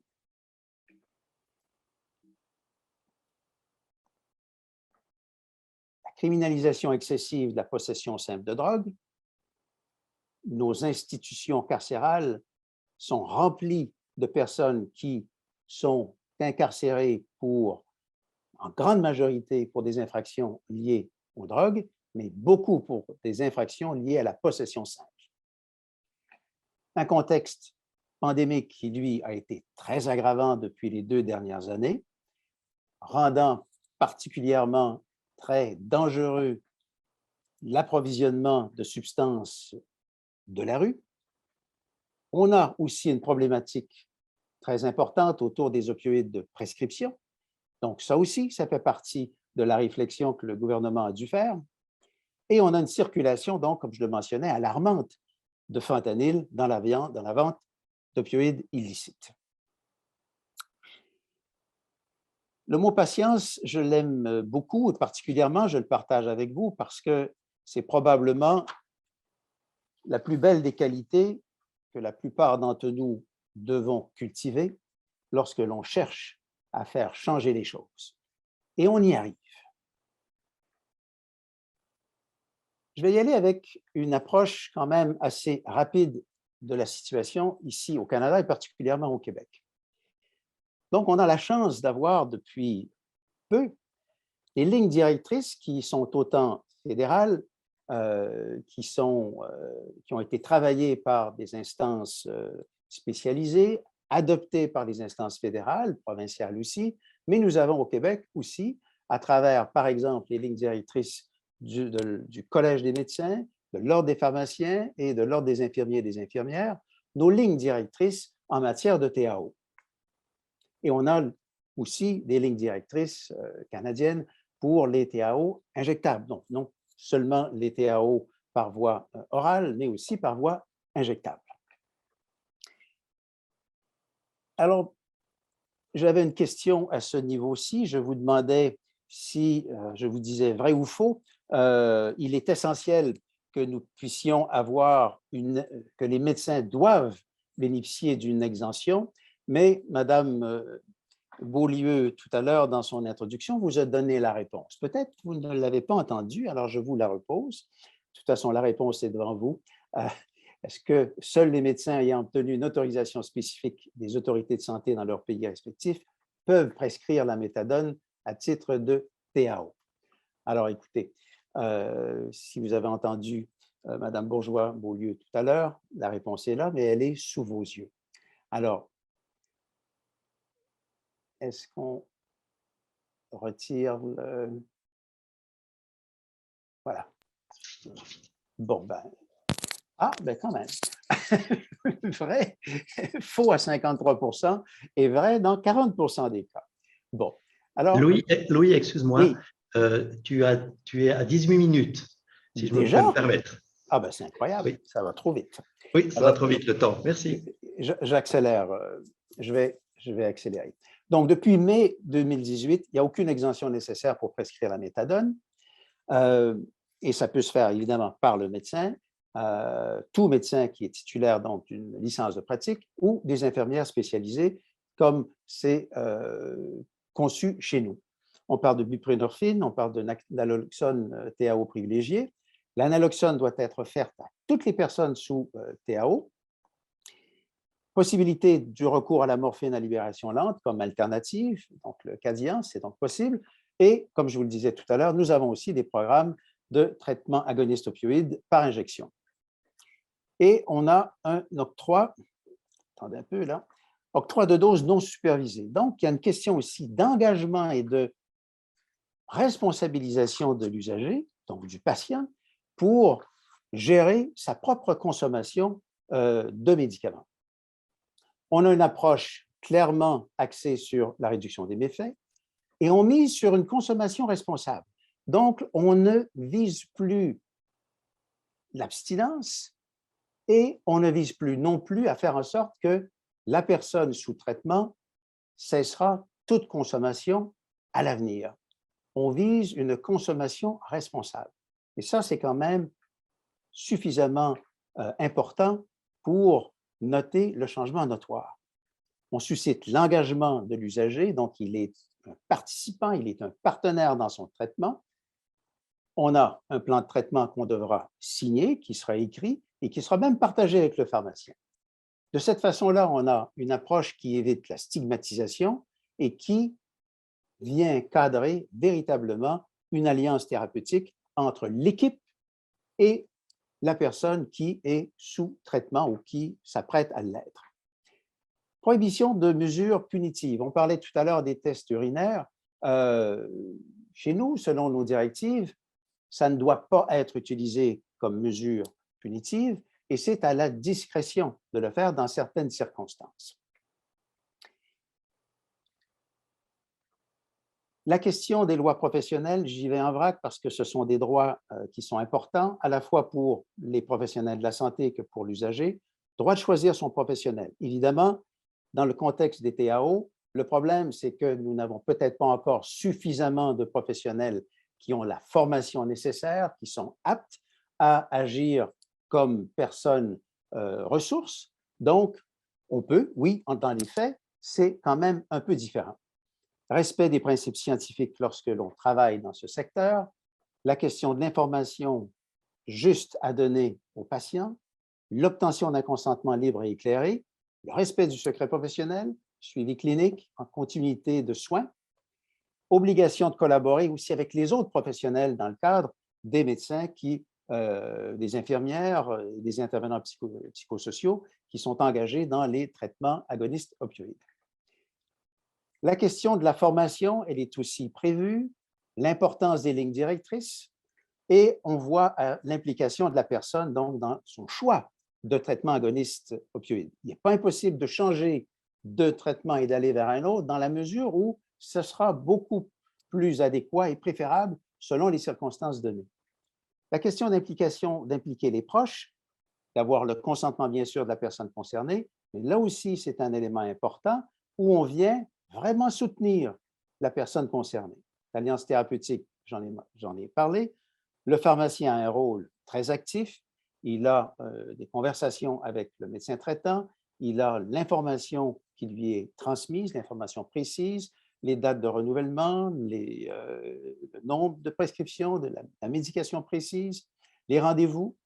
La question de l'arrêt des TAO, volontaires forcés, ça peut arriver, mais on ne laisse jamais un patient sans l'information précise, conséquence de l'arrêt, et bien sûr, un refus de la part d'un clinicien ne devrait pas être un refus sec. On ne peut pas arrêter de suivre une personne qui est sur TAO sans la diriger vers un autre professionnel, un autre groupe d'intervenants qui le prendra en charge. La question de la personne mineure, chez nous, le mineur, c'est qui peut lui-même faire la demande d'accès à un TAO, il aura 14 ans et plus. Évidemment, ça se fait dans un contexte un peu d'exception. C'est une approche qui doit nécessiter beaucoup de doigté et on cherche aussi à avoir le soutien des proches et de la famille. À surveiller la question de l'accessibilité. Louis, Oui. Excuse-moi, Louis, il faut que je t'interrompe. Parfait. Tu as très, très largement dépassé ton temps maintenant Voilà. et on veut laisser un peu du temps au panel. Parfait. Alors, je suis désolé. Regardez les dernières diapositives. Alors, vous verrez que nous sommes vraiment dans un contexte où on se dirige vers un changement majeur au niveau de nos législations en matière de politique sur les droits. Merci. OK. Merci beaucoup de nous avoir présenté tout ça. Jean-Félix va maintenant mettre en place le panel pour permettre d'entendre aussi d'autres contextes nationaux. Merci beaucoup, Louis. Oui, merci Louis. Effectivement, on va passer directement au panel. Donc moi, je vais juste vous présenter les 5 personnes qui vont s'exprimer dans un dialogue avec nos juristes. C'est important, on l'a entendu tout à l'heure, il faut qu'on construise des coalitions ensemble, il faut qu'on puisse s'interroger. Donc, je compte sur vous, mesdames et messieurs les panélistes, pour un petit peu brusquer nos juristes. On a du pain sur la planche. Je crois que c'est aussi un peu ton propos, Louis. Le véritable ennemi de nous tous, c'est bien sûr la prohibition qui, rappelons-le, je crois que ça a aussi été dit dans le chat, est quand même la source de la majorité des problèmes aujourd'hui. Voilà, donc pour pouvoir parler et réagir à ces présentations, on a posé une question assez simple qui était de dire, voilà, quelles sont vos attentes par rapport aux législations, quels sont vos besoins auxquels ces législations pourraient répondre, probablement aussi dans un souci de réforme à plus long terme. Et puis donc, je vais directement passer la parole à notre première intervenante. Il s'agit de Madame Faouzia Mouloud Bouzitoum. Elle est coordinatrice du programme d'échange de seringues en unité mobile à Tanger. Et depuis 2013, elle assume le rôle de coordinatrice pédagogique au Centre des ressources et formations afin de répondre à la pénurie de compétences nationales dans le domaine de la réduction des risques. Donc, je vous demanderai à tous les panélistes d'essayer de parler à peu près 6 minutes et puis après, on redonnera la parole à nos intervenants. Madame Bouzitoum, c'est à vous. Bonjour toutes et tous. Je tiens à vous remercier infiniment de me donner cette opportunité de participer à cette rencontre scientifique. Je vais essayer de vous parler un petit peu de l'expérience marocaine relativement à tout ce qui est réglementation de TAO. Le Maroc, donc, en fait, il est considéré comme le premier pays arabe à intégrer des programmes de réduction des risques dédiés aux personnes usagères de drogues injectables. Donc, déjà, les programmes de seringues ont été lancés en 2007 au niveau du nord, là où il y a la plus grande prévalence de la consommation des opiacés, notamment l'héroïne par voie injectable. Le TAO est disponible au Maroc depuis 2010 dans le cadre du programme national de prévention et de lutte contre les addictions à la direction de l'épidémiologie et de la lutte contre les maladies. La méthadone, elle est disponible au Maroc sous forme de sirop. C'est la seule actuellement existante. Donc, elle est disponible gratuitement au niveau des centres hospitaliers universitaires, donc au niveau des villes de Casa et de Rabat, et aussi au niveau des centres d'addictologie dans 3 villes au nord du Maroc, notamment Tanger, donc Tétouan et Nador. Concernant le cadre juridique de la TAO au Maroc. Donc, en fait, c'est comme à l'échelle internationale, donc en matière de la législation, le contrôle des stupéfiants et des substances psychotropes est principalement régi par les 3 conventions que vous connaissez toutes et tous. Mais concernant la législation marocaine, donc le cadre juridique national relatif à l'importation, la détention, la vente, l'usage et la délivrance des stupéfiants est basé sur un certain nombre de textes législatifs réglementaires. Donc, il y a le Dahir du 12 décembre 1922 qui est portant règlement sur l'importation, le commerce, la détention et sur l'usage des substances vénéneuses tel qu'il a été modifié et complété, ainsi que les textes pris pour son application. Il y a aussi un Daher du 22 novembre 2006 portant code du médicament et de la pharmacie, ainsi que les textes pris pour son application. Au regard de ces dispositifs juridiques, la méthadone est classée au Maroc en tant que stupéfiant sur le plan national, donc le tableau B, en vertu du Daher de 1922. Elle est également placée sous le régime de contrôle international au terme de la Convention de 1961 sur les stupéfiants. Par contre, le Maroc a beaucoup de documentation et de guides de références techniques soumis à la même éthique, libre adhésion et non-jugement, et aux mêmes compétences professionnelles de bonne distance, respect des règles légales que pour tout traitement médical ou psychosocial.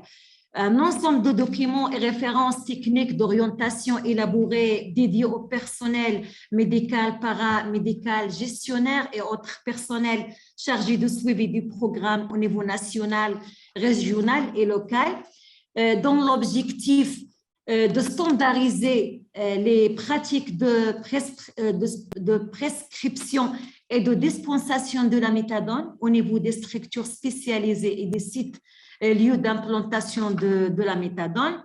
Donc, il y a un guide national de référence pratique qui constitue un document technique visant la standardisation des pratiques et de prospection, de dispensation et de suivi des bénéficiaires inscrits dans le programme, qui est complété par un guide pratique de la thérapie de maintenance à la méthadone au Maroc. Donc, et traite principalement le volet essentiel de la réglementation et de la sécurité de la gestion de la méthadone, tout au long de la chaîne d'utilisation par les différents acteurs et prestataires impliqués depuis la commande de ce médicament par les structures d'addictologie locale jusqu'à sa dispensation aux bénéficiaires en passant par la livraison, le stockage, la délivrance et la prospection.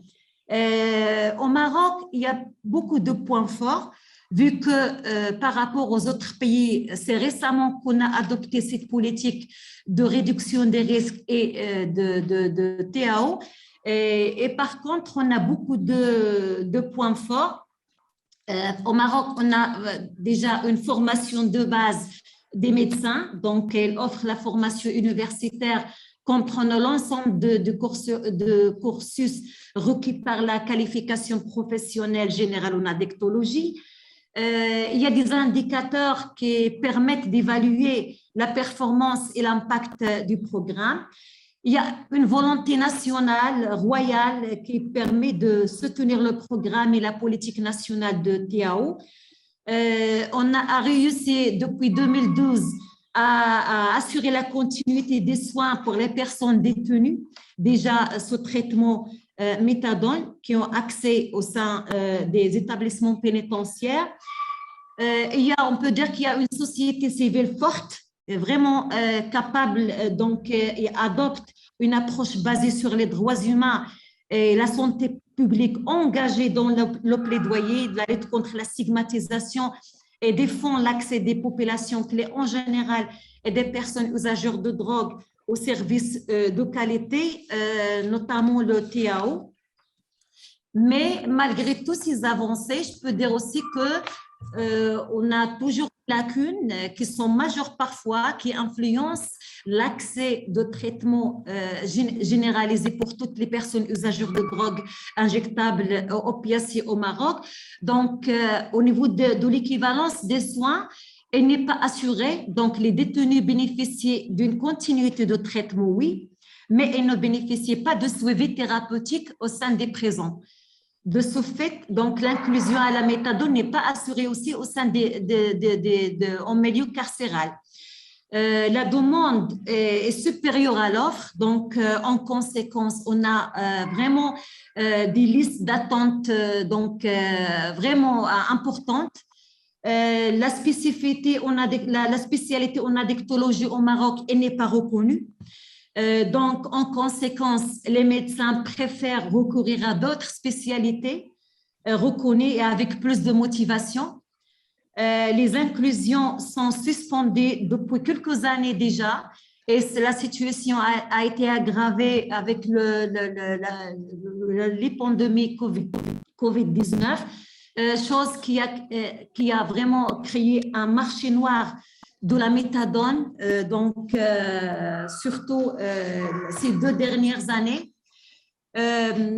Malgré que le Maroc adopte une politique de réduction des risques et le TAO est reconnu au Maroc comme un traitement essentiel selon les recommandations de l'OMS, mais au Maroc, donc, il y a une forte criminalisation de la consommation, de la possession simple de drogue.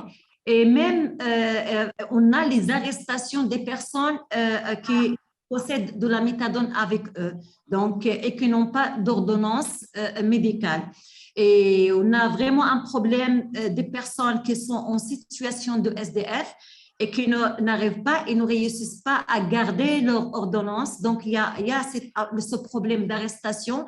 Et parfois, grâce à l'intervention de la société civile, on arrive à suivre ces gens-là et à faire la médiation avec les polices pour donc leur donner leur liberté et expliquer qu'ils sont sous un traitement. Et il y a une ambiguïté par rapport à la politique TAO au Maroc. Donc, il y a le ministère de la Santé avec toute une politique, mais il y a aussi donc le ministère de l'Intérieur qui n'a pas l'information, donc l'information n'est pas partagée. Donc, Madame Bouzitoum, je pense que sur tous ces défis-là que vous nous citez, peut-être on peut clore votre panorama très complet de la situation au Maroc. Pour laisser la parole aux autres intervenants, je suis navré, mais c'est le jeu. Est-ce que vous vouliez peut-être rajouter une phrase de conclusion encore? D'accord, donc en fait, merci beaucoup et je vous laisse continuer avec les autres. Merci. Merci beaucoup, madame, et merci pour votre travail très engagé. On voit toujours ces questions de l'égalité des produits qui nous collent au basket toujours, c'est toujours là le problème. Et là, donc, on va maintenant passer la parole à Miguel Velasquez. On a parlé tout à l'heure des organisations d'usagers qui sont si importantes. Je pense que là, vraiment, on a les deux, pour moi, les deux meilleurs au niveau francophone. Hein. Donc, on a d'abord monsieur Velasquez qui a été président d'ASUD, qui a été un petit peu l'organisation phare dans le monde francophone dans les années 90. Il a été donc président d'ASUD, puis trésorier, et maintenant il est secrétaire général. Il représente ASUD au niveau international. Miguel a la parole.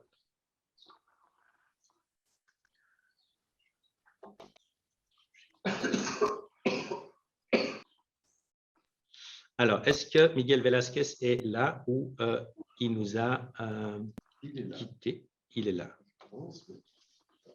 Est-ce qu'il y a peut-être un problème de micro? Peut-être on passe. Le micro n'est pas branché, il parle, mais on n'entend pas. Alors oui, le micro n'est pas branché. Peut-être qu'au niveau de la technique, on ne lui a pas donné l'accès au micro. Est-ce que nos collègues de la technique peut lui donner accès au micro. Oui, alors on va trouver une solution. Alors, Houston, do you copy? Effectivement, de solitude. Est-ce que quelqu'un peut faire quelque chose au niveau de la gestion technique au Québec pour donner la parole à M. Velasquez?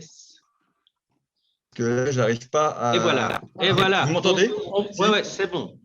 Bon, très bien. Bon, ben, bonjour à tous et merci donc effectivement de donner la parole à un représentant des usagers de drogue. C'est vrai qu'on parle souvent beaucoup de démocratie sanitaire et malheureusement, notre parole en tant que représentant, pas les paroles des usagers qui individuellement si sont souvent présentes, mais par contre au niveau des organisations et qui donc décollent du cas particulier pour embrasser le cas collectif, eh bien, malheureusement, ce n'est pas souvent le cas. On parle beaucoup à notre place hein, et comme dit le slogan d'Input, Nothing about us without us. Hein. Donc, effectivement, est né dans les années 90 face à la réaction du sida, face à l'épidémie de sida, et il fallait réagir. Et en prenant modèle sur les Junkie Bounds des années 70 de Rotterdam, qui était un syndicat de junkies, ASUD se constitue en tant qu'organisation et après une scission d'un collectif qui regroupait effectivement, qui s'appelait Limiter la casse et qui regroupait eh bien, un petit groupe de médecins, des professionnels de santé, des travailleurs sociaux, d'autres acteurs associatifs, hein, et tout cet ensemble donc a constitué et a forgé la politique de réduction des risques à la française qui, sans le sida, aurait difficilement pu atteindre le même niveau, malheureusement, ou en tout cas pas aussi vite. Si, on aurait fini par l'atteindre, mais bien moins vite, et ça aurait coûté bien plus de vie encore.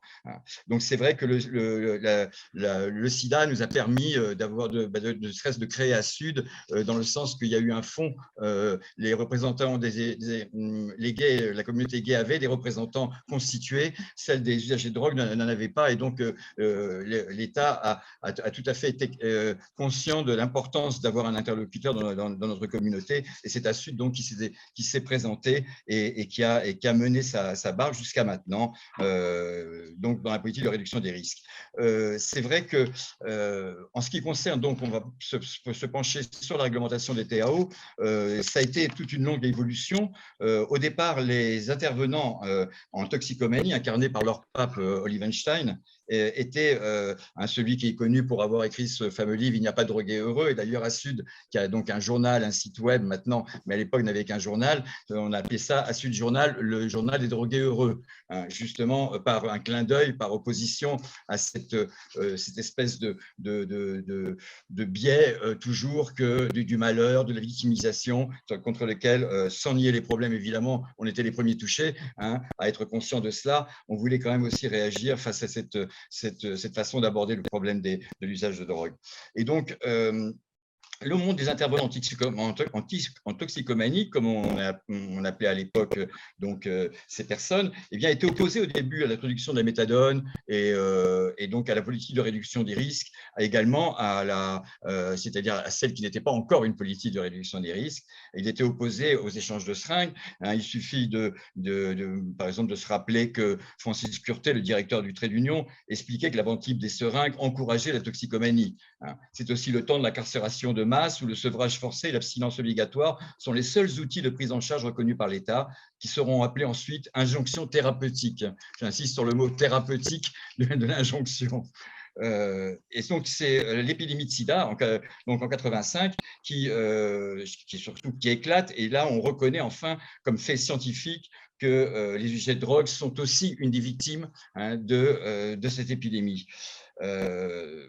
Pour diminuer le nombre des contaminations, les interrogations se multiplient sur le bien fondé du fameux décret de 72. Car effectivement, il faut revenir à un principe. Loi de 70, en France, il y avait une législation sur les stupéfiants qui était une législation répressive, mais qui d'ailleurs, aux yeux de nos amis américains et du président Nixon qui avait déclaré donc sa guerre à la drogue et aux drogues, eh bien, était tout à fait insuffisante. Et donc, en 70, sous le gouvernement de Pompidou, il y a une législation qui se met en place très répressive sur le trafic, mais aussi sur l'usage simple. Et donc, c'est là où, effectivement, on débouche sur ces incarcérations pour simple usage qui ont duré et qui, jusqu'à il y a on peut dire encore, il y a encore même des gens qui vont en prison en France pour usage de stupéfiants. Il faut quand même, et 80% de ces gens d'ailleurs qui vont en prison pour usage de stupéfiants en France, il y en avait 26 000 par an il y a quelques temps encore.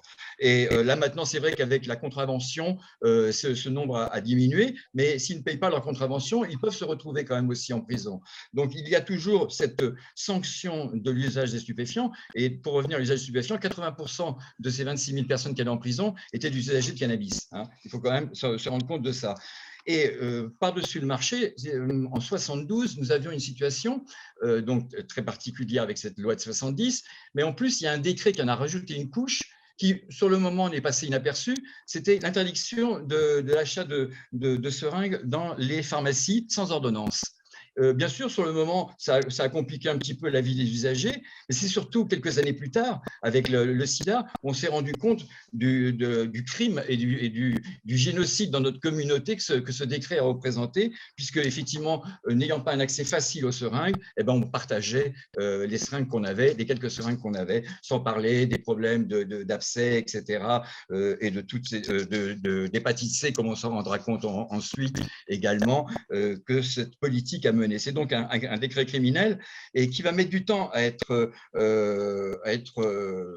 aboli. Et c'est donc, il faut se rendre compte qu'en France, on a une politique, Fabrice Olivet, notre ancien directeur et maintenant président adjoint, vice-président, disait 30 années de zigzag institutionnel coupé d'alternance. Effectivement, que ce soit de droite ou de gauche, les gouvernements ont fait des avancées, puis des reculs, puis on avançait à nouveau. Ce n'est pas une histoire de droite ou de gauche, c'est une histoire de personnes. On voit par exemple effectivement la circulaire Pelletier au départ qui comprend que ces lois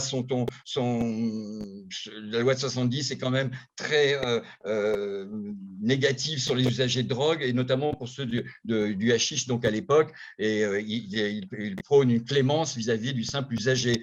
Mais ensuite, il y aura bien sûr des décrets, et c'est en 1986, avec Michel Barzac, donc c'est un gouvernement RPR, elle est nommée ministre de la Santé du gouvernement Chirac, et donc elle va abroger ce fameux décret de la honte, donc sur l'interdiction d'acquérir des seringues dans les pharmacies sans avoir d'ordonnance. Donc, cette mesure, d'ailleurs, cette abrogation, va permettre dans la foulée l'installation des programmes d'échange de seringues, les fameux PES, dans les fameuses boutiques associatives, dont certaines servaient déjà de salles de consommation à moindre risque, comme d'ailleurs le local d'Assud, avant de se professionnaliser pour devenir donc des CARUD, qui sont donc les centres d'accompagnement, centre d'accueil et d'accompagnement à la réduction des risques pour usagers de drogue. Monsieur Velasquez, désolé de vous interrompre là pour l'équité de parole pour tout le monde. Est-ce que vous voulez peut-être nous faire un dernier commentaire, dernière phrase conclusive avant que je puisse passer la parole à l'intervenant suivant? Eh bien, juste dire que effectivement la politique française a été tout à fait aléatoire, avec des avancées énormes, comme par exemple pour la buprenorphine, on a un des systèmes qui permet aux médecins généralistes d'acquérir de prescrire de la buprenorphine. De la méthadone, on est en voie de l'obtenir aussi. On a donc un système très libéral au niveau de la prescription et de l'acquisition de ces traitements, mais par contre, on a un choix très limité dans le nombre de molécules qui fait que on n'a que de la méthadone et de la buprenorphine sous toutes ses formes, certes, mais 2 molécules en fin de compte, et ça exigerait une ouverture bien plus large de l'éventail disponible. Voilà, c'est très difficile de résumer tout ça. Ça, c'est sûr. Autant d'années de lutte en quelques minutes, c'est effectivement assez difficile. Merci. Et quand on voit le débat actuellement, présidentiel notamment, on voit qu'il y a encore du travail. En tout cas, bonne chance pour votre association qui a toujours été, je crois, un phare pour tous les francophones depuis longtemps. Maintenant, la parole est à Aurélien Vitiello. Il est expert concerné. Sa spécialité est centrée sur la méthode d'injection et l'accompagnement dans la rue et en milieu festif. Je suis vraiment navré avec les panélistes panélistes. Je suis obligé un peu de vous couper parce qu'on a un timing très serré qui a été préparé. J'espère qu'on ne voudrait pas. Et donc, je vous invite à essayer vraiment de concentrer votre propos au maximum pour nos spectateurs. Merci beaucoup. À vous, Monsieur Vitiello. Merci, bonjour à tous. Voilà, moi je vais parler donc en tant que usager aussi, et je remercie la FUDITE de m'avoir invité. Voilà, je suis un usager de méthadone depuis 10 ans et j'ai essayé de réfléchir sur des situations concrètes et mettre en miroir en fait la législation qui se passe en Belgique. Déjà, je dois dire que je suis assez content de voir que dans les autres pays, dans la plupart des autres pays francophones, il y a une certaine évolution vis-à-vis des traitements de substitution, mais je suis aussi un peu attristé de voir que la situation ici en Belgique ou à Bruxelles qui n'est pas vraiment évoluée et même c'est un peu compliqué. Donc du coup voilà, je vais notamment parler de la situation en pharmacie lorsque du coup on doit se retrouver en pharmacie avec notre prescription. En fait, c'est au bon vouloir du pharmacien de nous accepter ou pas. Donc parfois on se retrouve confronté à des pharmaciens qui nous disent non, qui nous pointent du doigt en disant que non, on ne fait pas de méthadone. Donc on doit trouver une pharmacie qui veut bien nous prendre en charge en quelque sorte. Et cette pharmacie doit rester la même pour le temps du traitement en fait. Et souvent, ce qu'on a aussi à faire dans ces officines, c'est que on a affaire à des personnes qui sont très paternalistes. Par exemple, moi, mes médicaments, hormis la méthadone qui est comptée, ça je le conçois, mais mes autres médicaments sont aussi comptés, que ça soit pour tout le monde, c'est pareil, que ce soit des antidépresseurs, des anxiolytiques, tout est compté quand il s'agit d'un usager de traitement de substitution. Donc, c'est parfois assez humiliant comme situation, c'est discriminatoire puisqu'on ne peut pas aller où on veut. Et donc, du coup, ça montre un peu une politique des drogues qui est avant tout celle dans le contrôle social, en fait. C'est-à-dire qu'on n'a pas de véritable… il n'y a pas de discussion sur la place de l'usager dans la cité. On est en dehors, en fait, des décisions et des prises de décision. Et là, une situation encore que je vis actuellement, c'est par exemple, moi, j'ai décidé d'arrêter la méthadone. Je ne trouve aucun centre actuellement qui accepte de me faire un suivi pour un arrêt de méthadone. Ça ne se fait pas. La politique, c'est toxico un jour, toxico toujours, quoi. Donc, du coup, c'est une situation qui se vit difficilement quand on est un usager, de drogue, parce que parfois, on aimerait pouvoir être écouté et ça, on ne l'est pas vraiment. Et dans les dispositifs qui sont d'accompagnement, il y a un dispositif donc psychomédico-social, mais il y a un vrai manque de personnel actuellement et on l'a vu surtout avec la crise du Covid-19. Moi, j'ai souvent des situations où je ne pouvais pas avoir rendez-vous avec mon médecin pour renouveler mon ordonnance et je me retrouvais dans des situations qui étaient très problématiques, voire parfois avec des crises de manque où j'ai dû gérer ça parce que je n'ai pas eu un rendez-vous suffisamment tôt. Il y a un aspect de méthodologie sociale aussi qui est pas vraiment ce que j'ai connu moi quand j'ai vécu en France, mais qui est pas vraiment axé sur la santé communautaire. Mais par contre, ce qui est bien, c'est qu'on a une diversité de perspectives au niveau des associations. Les associations ne sont pas toutes les mêmes comme en France avec les CARUT qui ont un seul et même décret. Ici, il y a quand même on garde quand même une espèce de liberté associative. Et voilà, ce que je voudrais dire aussi, c'est la surmédicalisation des usagers de drogue.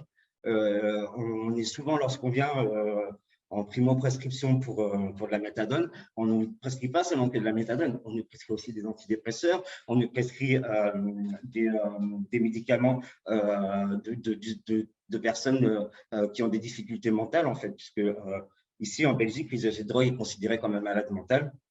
Et ça peut avoir aussi certains dégâts sur sur nos vies, quoi. Enfin, je trouve que c'est très mal. Et surtout, on n'est pas du tout écouté si on refuse de prendre ces médicaments, si on n'est pas dans on n'est pas dans le bon chemin, quoi, pour eux.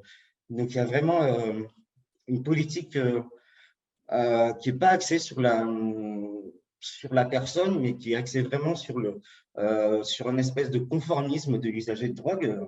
On a un usager de drogue qui doit être forcément précaire, exclu socialement, qui est forcément toxicomane aussi, je veux dire, on peut être usager de drogue et pas forcément être toxiconal, et aussi forcément injecteur. Il n'y a pas d'individualisation de l'usager, quoi. On n'est pas pris, en fait, on n'est pas du tout pris en compte, quoi. Donc voilà. Sur les politiques de prévention, ok, je vais finir avec ça. Juste pour la politique de prévention, la spécificité à Bruxelles, c'est que tout est régionalisé, voire même c'est communautaire, donc, et on a très peu de liens avec nos amis flamands, et ça c'est assez dommage. Et donc voilà, je vais finir là-dessus sur cette difficulté qu'on a à communiquer entre les communautés à Bruxelles. Voilà, merci. Merci beaucoup, Monsieur Vitiello. Ben, déjà, merci d'avoir respecté le temps. Alors ça, c'est super. Mais je voulais surtout vous remercier pour un autre truc. C'est que là, votre prise de parole, je pense, est extrêmement importante. Les dangers de la surmédicalisation, on a vu que c'est des fois des moyens de pouvoir politiquement faire passer des choses, de médicaliser. Mais dans le cadre de ce colloque TDO, je pense que votre point de vue est absolument fondamental. Et merci beaucoup de l'avoir exprimé avec autant de clarté. Et donc, on va continuer avec le panel. Et là, on a aussi le plaisir et l'honneur, je dirais, d'avoir une personne d'ACSUD. On a parlé d'ASUD avant comme étant peut-être l'association dans les années notamment 90, qui a été vraiment celle qui a porté un certain nombre de choses. Moi, je dois dire que je suis tout à fait impressionné par le travail de l'ACSUD. J'ai pu plusieurs fois être en contact avec le représentant et cette capacité qu'ils ont à pouvoir porter une parole collective me semble tout à fait impressionnante et j'avais juste envie de leur rendre hommage par cette petite présentation. Donc, tout ça pour vous parler de Madame Sandrine Broder, qui est donc utilisatrice de drogue par injection et par inhalation depuis plus de 10 ans. Elle est militante pour les droits des personnes utilisatrices de drogue, intervenante et père aidante en réduction des méfaits à Montréal, au Québec. Madame Broder, à vous la parole. Bonjour, ravie d'être parmi vous. Je vais essayer de parler un peu de mon expérience avec les TAO et de ce que j'ai pu constater, parce qu'effectivement, avec la COVID, la situation pandémique et la crise opioïde qui frappe notre communauté au Canada et aux États-Unis, il y a des choses qui sont améliorées. On n'a plus besoin d'avoir une prescription médicale, de voir le médecin pour transférer de pharmacie. Les doses emportées sont plus faciles à avoir. Les rendez-vous peuvent être par Zoom, voire par téléphone. L'accès à l'approvisionnement sécuritaire aussi s'est beaucoup amélioré. L'approvisionnement sécuritaire en fond de prescrire des comprimés de morphine en plus du traitement de substitution pour éviter que les gens aient s'en approvisionner sur la rue. Cette réalité-là est le fun, mais quand on sort des grandes métropoles, quand on sort des grandes villes, quand on va en région, c'est beaucoup plus difficile. Tu sais, moi, j'avais déménagé dans le nord de l'Ontario, puis j'ai fait 3 cliniques de méthadone, puis les 3 m'ont refusé de continuer mon approvisionnement sécuritaire sous prétexte qu'eux ne faisaient pas ça, puis qu'ils n'étaient pas familiers avec le concept.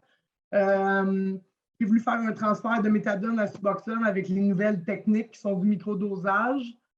On ne fait plus de transfert à froid, on n'arrête plus la méthadone 3 jours avec rien du tout pour ensuite prendre la Suboxone. Donc, puis en Ontario, c'est ce qu'on m'a obligé à faire.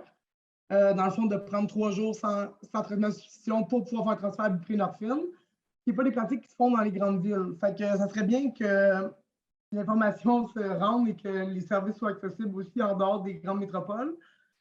Sinon,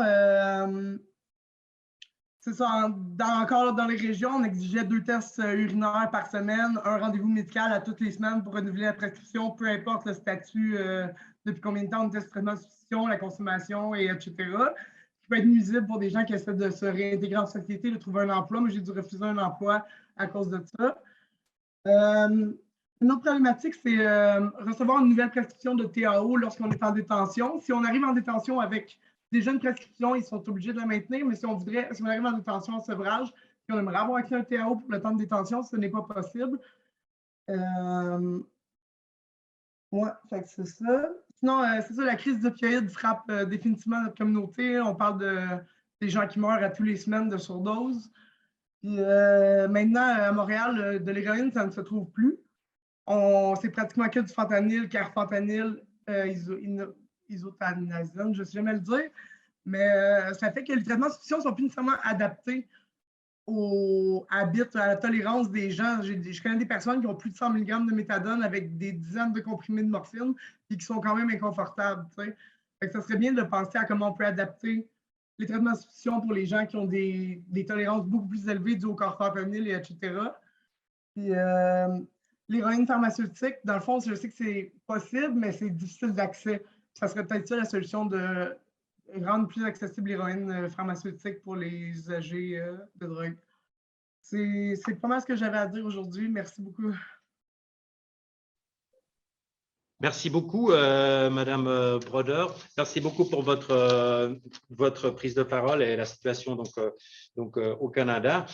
Et puis donc là, on va complètement inverser de région parce que donc on va écouter maintenant Monsieur Idriss Ba, qui est docteur, addictologue et professeur agrégé en psychiatrie à Dakar au Sénégal. Il dirige depuis 2015 le premier centre de méthadone en Afrique de l'Ouest et c'est vraiment un plaisir de pouvoir l'accueillir avec nous pour qu'il nous donne sa perspective depuis le Sénégal et notamment l'Afrique de l'Ouest. Monsieur Ba, c'est à vous. Bonjour tout le monde. Vous m'entendez? Tout à fait bien. Alors, merci. Je vous remercie vraiment de nous avoir associés à cette rencontre et remercier particulièrement lui, Letellier. Et me réjouis de l'honneur de rencontrer de vieilles connaissances, Faouzia, que j'ai connue au Maroc et qui a été une de nos formatrices. Voilà, j'avais préparé une présentation PowerPoint d'une vingtaine de diapos, mais vu les circonstances, je pense que je vais y aller très vite, sans besoin de la présentation. Je ne sais pas combien de temps je dispose. Alors, j'essaie de maintenir 7 minutes pour tout le monde, donc allez-y. 7 minutes, donc voilà. Je vais essayer de faire très vite. Donc, comme j'ai dit tantôt, c'est l'expérience. Nous vivons dans un contexte qui est très semblable par rapport au Maroc, mais aussi très différent de ce qui s'est passé au nord, notamment avec la présentation de Louis Letellier, pour qui l'introduction des TAO ou TSO, comme on dit chez nous, était liée vraiment à cette épidémie d'overdose qu'ils ont connue. Et chez nous, c'est plutôt l'approche VIH qui a permis vraiment d'introduire les TSO au niveau du Sénégal, parce que tout est parti de 2011. C'est une date qui est importante pour nous, 2011, où nous avons mené une enquête qui avait montré que quand même il y avait des besoins, il y avait des usagers de drogue qui étaient là, des injecteurs, l'héroïne, la cocaïne, etc., mais qui n'étaient pas pris en compte dans les différents programmes de soins. Et on avait aussi un contexte légal et social qui était très répressif. Et ça a permis de déclic. Nous avons monté un plaidoyer suite à cette enquête. Et ce qui a permis d'abord l'introduction d'un programme d'échange de seringues qui a démarré en 2015, mais aussi la construction du CEPIAT qui a démarré en 2015, ces activités. Mais en aval de ça, nous avons introduit la méthadone dans la liste des médicaments essentiels. Et ça, c'était un challenge. Parce qu'on avait vu qu'il y avait beaucoup d'usagers d'héroïne qui étaient là, mais qui ne bénéficiaient pas de soins adaptés par rapport à l'heure. Et donc, le besoin, c'était vraiment d'avoir un médicament de substitution. Et notre choix s'est porté sur la méthadone, du fait aussi de son prix, mais aussi vraiment de l'expérience qu'on a eue par rapport au Maroc et par rapport à ce qui s'est fait en France. Donc, ce qui fait que nous avons démarré ce programme méthadone en 2015.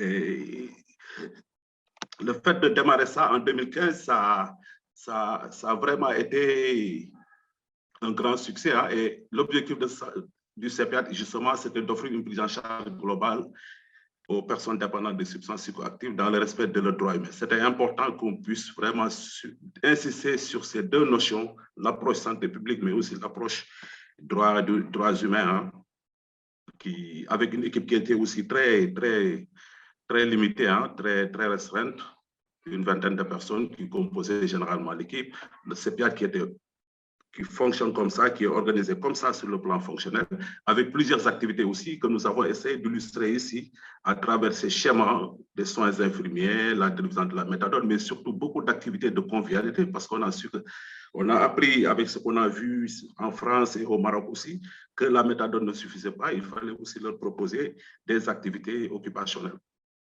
Quelques résultats sur le terrain, pour passer rapidement, parce que ça, on a démarré par le travail de terrain, avec des résultats quand même très importants, un impact vraiment sur la mortalité des usagers de drogue, qui a beaucoup diminué. au fil des années. Mais aussi, le succès, c'était surtout, on a démarré par le CEPIAT, puis on a ouvert d'autres sites.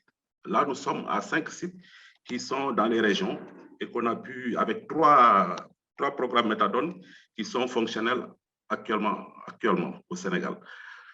Donc, quelques résultats par rapport au programme méthadone au niveau du CEPIAT. Nous sommes à 287 patients qui sont dans le programme méthadone, qui sont sous méthadone. Rapidement, c'est sûr que bon, il y a des gens qui sont sortis du programme pour différentes raisons, ils sont nombreux. Mais là où je voulais vraiment mettre l'accent, c'est vraiment que le fait de démarrer le traitement méthadone a permis une ouverture, a permis vraiment des ouvertures sur plusieurs choses. Bien que ce soit une équipe jeune, nous avons vu qu'il y a eu une montée en puissance progressive et ça a été un succès qui a permis vraiment une bonne implication de la société civile, l'apport aussi des chercheurs, mais aussi des universitaires qui ont beaucoup contribué aussi au succès de ce programme. Nous avons aussi, dans le cadre du renforcement des capacités, élaboré des guides, un guide de prise en charge, mais aussi des manuels de formation pour le formateur, mais aussi pour les participants, mais surtout l'implication. J'ai bien aimé l'intervention d'un collègue qui est intervenu précédemment, qui parlait, mais il a dit en anglais, tout ce qui se fait sans nous, se fait contre nous. Donc les usagers aussi ont beaucoup participé dans ce processus. Et nous avons assisté à la naissance de groupes d'autosupport, mais aussi d'associations identitaires. Maintenant, ils se définissent comme usagers de drogue, comme certains ont fait ici en se présentant, ce qui était inimaginable il y a quelques années. Ils sont impliqués dans les différents organes de décision, par exemple au niveau du comité de pilotage du CEPIAT, ils sont représentés, même au niveau de l'organisme qui représente le Fonds mondial au niveau du Sénégal, ils sont représentés et donc participent à tous les processus. Ce qui a été très important aussi, c'est que le fait d'introduire ce traitement méthadone et son succès a permis aussi de réfléchir sur l'adaptation de nos lois. J'ai parlé tantôt d'un contexte légal qui est très répressif. Nous sommes engagés depuis 2017 à la révision du Code des drogues qui date de 1997. Donc, on a finalisé la mouture. Il y a un premier draft qui a été envoyé, qui était au niveau du gouvernement, qui a fait la lecture pour voir un peu la conformité avec les autres lois, etc., avec les conventions aussi. Donc, c'est dans le circuit. Et l'idée, c'est de pouvoir vraiment que ça puisse être validé. La décentralisation se poursuit parce qu'on dit qu'il ne faut pas que tout centraliser. On décentralise la prise en charge en ouvrant des structures de prise en charge au niveau des régions. Ça se poursuit. Nous sommes à 5. Cette année, il y aura 1 ou 2 structures qui vont démarrer, si tout se passe bien. Et au niveau universitaire, depuis 2 ans, nous avons ouvert un diplôme universitaire d'addictologie qui a formé un premier groupe de 10 addictologues. Cette année, il y a eu encore plus qui se sont inscrits en DU et ça a démarré la semaine passée. La formation. Nous réfléchissons aussi sur la mise en place d'un observatoire sur les drogues pour avoir vraiment des données à temps réel par rapport à la situation des drogues. Pour conclure, par rapport aux besoins, je pense que c'est une question qui nous a été posée pour nos panélistes. Pour nous, le plus important, c'est vraiment la réforme politique, vraiment mener un plaidoyer, parce que nous sommes des prescripteurs, nous sommes des médecins, des soignants, etc., mais nous évoluons avec un produit quand même qui est très contrôlé au niveau du Sénégal. Ce qui fait que la méthadone, telle que ça est disponible au Sénégal, ne dispose pas d'une autorisation de mise sur le marché, mais d'une autorisation temporaire d'utilisation qui est confié à un pharmacien. C'est-à-dire que n'importe qui ne peut pas importer de la méthadone au niveau du Sénégal. Donc ça aussi, ça pose, c'est une seule personne qui a cette autorisation et qui peut demander une importation. Donc c'est très limité. Donc aussi bien que la méthadone, bien vrai que la méthadone figure sur la liste des médicaments essentiels parce que nous l'avons introduit en 2011, mais beaucoup de pays ne l'ont pas inscrit. Je parle de la liste de l'OMS. En dehors du Sénégal et d'autres pays certainement, 2 ou 3, beaucoup de pays ne l'ont pas inscrit sur la liste nationale. Je pense que là, au niveau régional, il y a des efforts à faire pour que ces pays-là acceptent de les mettre dans la liste nationale. Et même ceux qui l'ont inscrite ne la rendent pas disponible. Donc, faire en sorte que ceux qui l'ont dans la liste des médicaments essentiels, qu'ils puissent la rendre disponible. Et le deuxième point, pour moi, grand point, c'est diversifier l'offre, parce que je ne vous ai parlé que de la méthadone, alors qu'il y a d'autres médicaments de substitution qui sont là, disponibles, et qui peuvent être notamment la buprenorphine, qui n'est pas encore disponible au Sénégal, mais aussi d'autres substances qui sont disponibles. Je vais m'arrêter là en vous remerciant de votre attention en attendant les questions. Merci beaucoup, Dr Bain. Merci à tous, merci à toutes. Merci beaucoup pour ce panel. On a renoncé à faire intervenir les intervenants qui sont des juristes et qui ont toujours suffisamment la parole pour pouvoir profiter de vos paroles. Donc, on n'aura pas de questions des panélistes. Merci beaucoup. Moi, j'aimerais juste conclure avec une question qui a été posée. Comment on pérennise ces échanges? Je pense qu'effectivement, tout est là. En fait, c'est juste le début de se parler, d'assister à ces genres de prise de parole, mais c'est vraiment sur le terrain que ça se construit. Je crois que la dernière intervention de M. Ball est vraiment dans le sens, mais tous les intervenants l'ont dit aussi. Je crois vraiment que c'est l'effort qu'il faut faire. Ce n'est pas seulement une volonté, mais c'est la construction des médiations qui nous permettent de faire ce travail ensemble. Et ça doit se passer surtout en dehors des colloques. J'espère qu'on aura donné envie à tout le monde de se lancer sur ce partenariat, en tout cas ceux qui ont suivi ce panel. Et puis, moi, mon rôle s'arrête là. Je vous souhaite une bonne suite à tous et je passe la parole à Madame Axelle Moreau. Merci beaucoup Jean-Félix Savary pour cette belle animation de ce panel et merci à chacun de nos panélistes pour ces belles contributions qui ont beaucoup éclairé cette question. Il est déjà temps de conclure cet événement. Alors pour cela, je passe la parole au docteur David Bardot, qui est président du comité organisateur du colloque TDO6 pour le mot de clôture. À vous. Bonjour à tous et à toutes. Bon. J'attends que ma caméra s'ouvre. Voilà. Alors, voici le moment de conclure cette 6e édition du colloque TDO. Lorsqu'on l'a pensé, notre premier objectif a été de favoriser un réel dialogue entre ceux que nous avons nommés les experts concernés, c'est-à-dire les usagers et les personnes qui bénéficient d'un traitement, et les personnes des réseaux institutionnels, scientifiques et communautaires.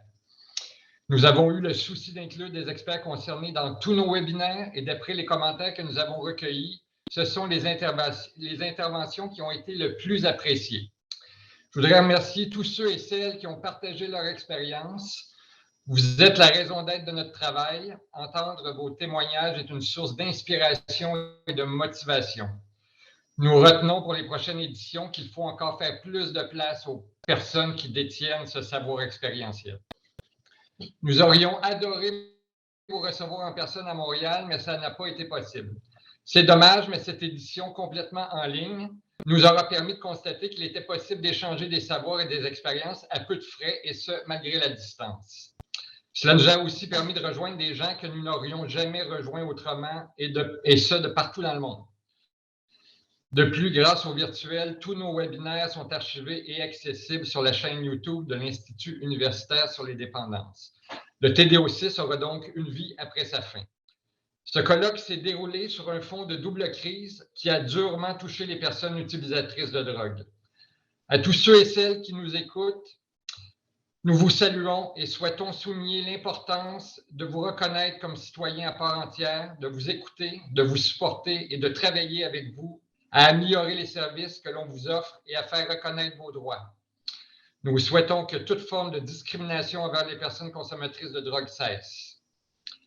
À ceux qui nous ont quittés prématurément, à René, à Patricia, à Patrick et à tous ceux que je ne nomme pas, morts bien trop tôt d'une surdose, nous pensons à vous. La mise sur pied d'un tel événement demande pas mal de travail et implique de nombreuses personnes.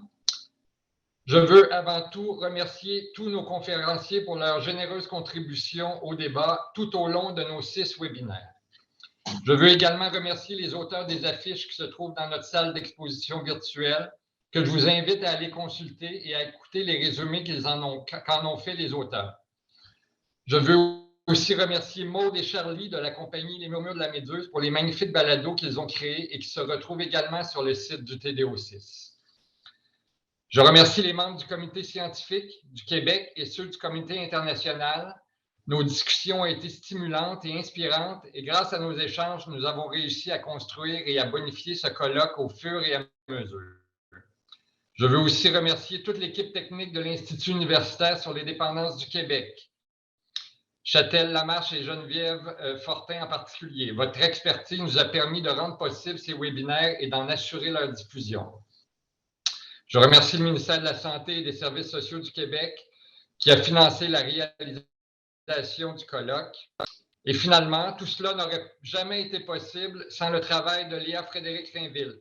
C'est elle qui a été la véritable maître d'œuvre du TDO6. Je veux la remercier chaleureusement pour son professionnalisme et pour tout ce qu'elle a fait. Merci Léa, ce fut un réel plaisir de travailler avec toi. Je vais terminer ici et céder la parole à Alexandra Dekiewicz, une experte concernée et membre de notre comité scientifique, qui vous adressera quelques mots. Merci à tous pour votre écoute. À toi, Alex. Merci, David. Écoutez, c'est avec... Entendez-vous bien? Oui? Oui. OK. Bon, OK. C'est avec un grand plaisir que j'ai accepté de faire partie du comité organisateur du colloque TDO6, plus particulièrement celui des experts concernés, un nom qu'on a choisi nous-mêmes. Depuis environ 10 ans, la place des personnes qui ont un vécu expérientiel est de plus en plus valorisée et même incontournable dans les milieux communautaires. Mais notre place est partout où il y a des services qui nous concernent, compris dans le milieu institutionnel. Les organisateurs du colloque l'ont bien compris. On était impliqués dès le départ. Impliqués, mais aussi écoutés. Au départ, le colloque devait se faire en présentiel, mais COVID oblige, on a dû mettre en branle un plan B. Les belles idées ont dû être abandonnées, d'autres adaptées et d'autres trouvées. Mais la présence et la participation des experts concernés n'a jamais été remise en doute. Aurélien l'a nommé tantôt, hein, on ne peut pas aller partout où on veut quand on est des personnes sur des programmes de méthadone ou de Suboxone ou des personnes qui consomment des opiacés. Je me demande si le fait que ce soit virtuel a favorisé la présence de mes pairs. En effet, quand on consomme, ce n'est pas toujours évident de voyager. Si on est sur un traitement, notre médecin doit nous laisser suffisamment de doses pour emporter et pas des privilèges, s'il vous plaît. Aussi, si on consomme sur le marché noir, il faut avoir suffisamment d'argent pour pouvoir acheter assez de dopes durant notre séjour. Puis, il faut aussi qu'on soit là comme personne. J'ai déjà été à une conférence qui se voulait inclusive, mais quand on nous a demandé des seringues, on nous a offert du counseling. Il n'y avait aucun matériel pour nous, aucun matériel stérile. Pour moi, c'est un manque de respect flagrant envers nous. On l'a d'ailleurs fait savoir de façon très colorée.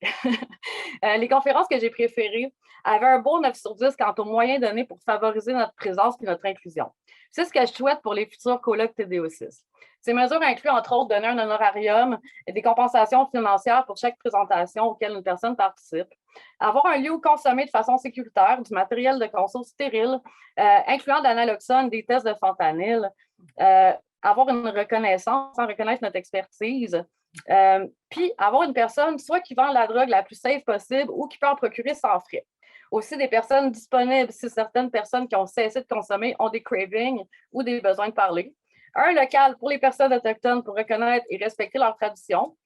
Favoriser la participation des pairs en offrant des bourses pour assister à la conférence. Puis enfin, participer de façon significative, pas juste pour faire cute, et en nous traitant comme des experts à même titre que les autres professionnels invités. J'aurais d'ailleurs aimé vraiment entendre plus les pairs à la fin qui ont parlé, le dernier panel, j'aurais aimé que ça soit vraiment plus long. Je sais que ça paraît gros, toutes ces recommandations que je donne là, puis que ce n'est pas évident à organiser, mais ça se fait. Ça s'est fait dans plusieurs conférences comme Stimulus, des conférences de CAPUD, l'Association canadienne des personnes utilisatrices de drogue, ou encore lors de Harm Reduction International à Montréal en 2017. Ça a sûrement sauvé des vies. Tu parlais des morts qu'on a perdues. Tantôt, Sandrine, les personnes aussi, David t'en a parlé. Je pense toujours à Rafi. Rafi Balian, c'est un collègue de Toronto qui avait une vanne de distribution de matériel par les pairs. Rafi, ça faisait des années qu'il consommait, puis il savait tout de la réduction des méfaits. Rafi est décédé d'une surdose dans une chambre d'hôtel de Vancouver pendant une conférence sur les services d'injection supervisés. Il ne faudrait pas que ça arrive encore dans une conférence où est-ce qu'on veut inclure les pairs. Aujourd'hui, on a vu que les lignes directrices ont beaucoup allégé l'encadrement des TDO, mais par contre, peu de médecins les appliquent en dehors des spécialistes, comme au CRA, par exemple, les cliniques spécialisées. Aussi, Sandrine l'a nommé tantôt, la COVID a eu ses avantages. Pour ma part, j'ai droit à toutes mes doses pour emporter. Puis non, je ne vends pas mes bouteilles, je n'ai pas fait de surdose. J'espère vraiment que ça va aider à améliorer encore plus nos traitements et qu'ils soient moins infantilisants. Puis il y a encore une dernière pensée pour les personnes qui décèdent de COVID. Puis oui, c'est vrai, il y a de moins en moins d'héroïne pure. Puis on en est même venu à acheter sur le dark web. Hein, par Internet, c'est possible de faire livrer de la dope chez nous. C'est un peu compliqué, mais ça se fait. Fait que, merci beaucoup pour cette belle conférence-là. Puis là, on arrive à 13h30 pile, mais j'ai quelqu'un d'autre à parler. Il y a quelqu'un d'autre qui doit parler. Donc, j'arrête ici. Merci beaucoup pour ces mots de clôture, Dr Barbeau et Madame de Kiewit. Je passe la parole au professeur Ramzi Haddad, chef du département de psychiatrie de l'Université libanaise et membre du comité international des colloques TDO, qui a une belle annonce à nous faire concernant le TDO7. Bonjour.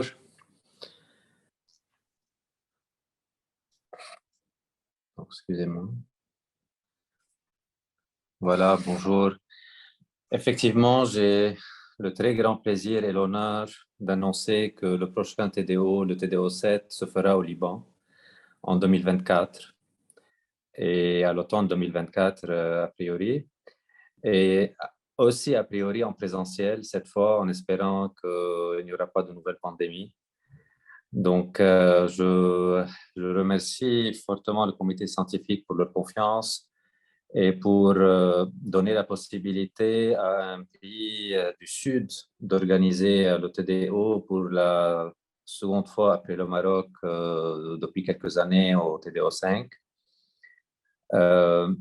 Les pays du Sud, comme je pense vous savez déjà et qu'on a eu l'occasion de le dire dans certains webinaires, sont des pays relativement encore jeunes en ce qui concerne le traitement des opiacés. Et donc, nous avons encore beaucoup à apprendre, à améliorer et nous avons l'opportunité de pouvoir s'inspirer des pays qui ont déjà une grande expérience en la matière. Mais aussi, les pays du Sud ont leurs spécificités en termes de mentalité, en termes de culture, en termes de moyens financiers, en termes de moyens humains, de législation, de participation du gouvernement. Donc, à différents aspects, les pays du Sud sont, si on peut dire, différents, avec des contraintes différentes. Et nous avons eu l'occasion, dans certains de ces webinaires du TDO6, de partager la réalité libanaise et le vécu aussi bien des usagers que des spécialistes. Et donc, et ça a été dit aujourd'hui dans le panel, ces partages et ces différences sont enrichissantes, aussi bien pour nous, parce que, bon, on a l'occasion de voir des pratiques différentes et des réflexions différentes, mais je pense que c'est aussi enrichissant pour les pays du Nord parce que ça stimule la réflexion et ça donne une perspective plus large de la complexité de ces populations et de ces traitements. Donc, j'espère qu'on pourra continuer cet enrichissement et ce partage au cours du TDO7. Donc, voilà. Et pour terminer sur une note, disons, pas scientifique, le Liban, qui traverse actuellement, si vous suivez les nouvelles, la pire crise économique et politique de son histoire et peut-être de l'histoire, est quand même un pays magnifique, un pays qui a de très belles choses, très belles richesses touristiques, et donc je vous invite fortement à venir le découvrir en 2024.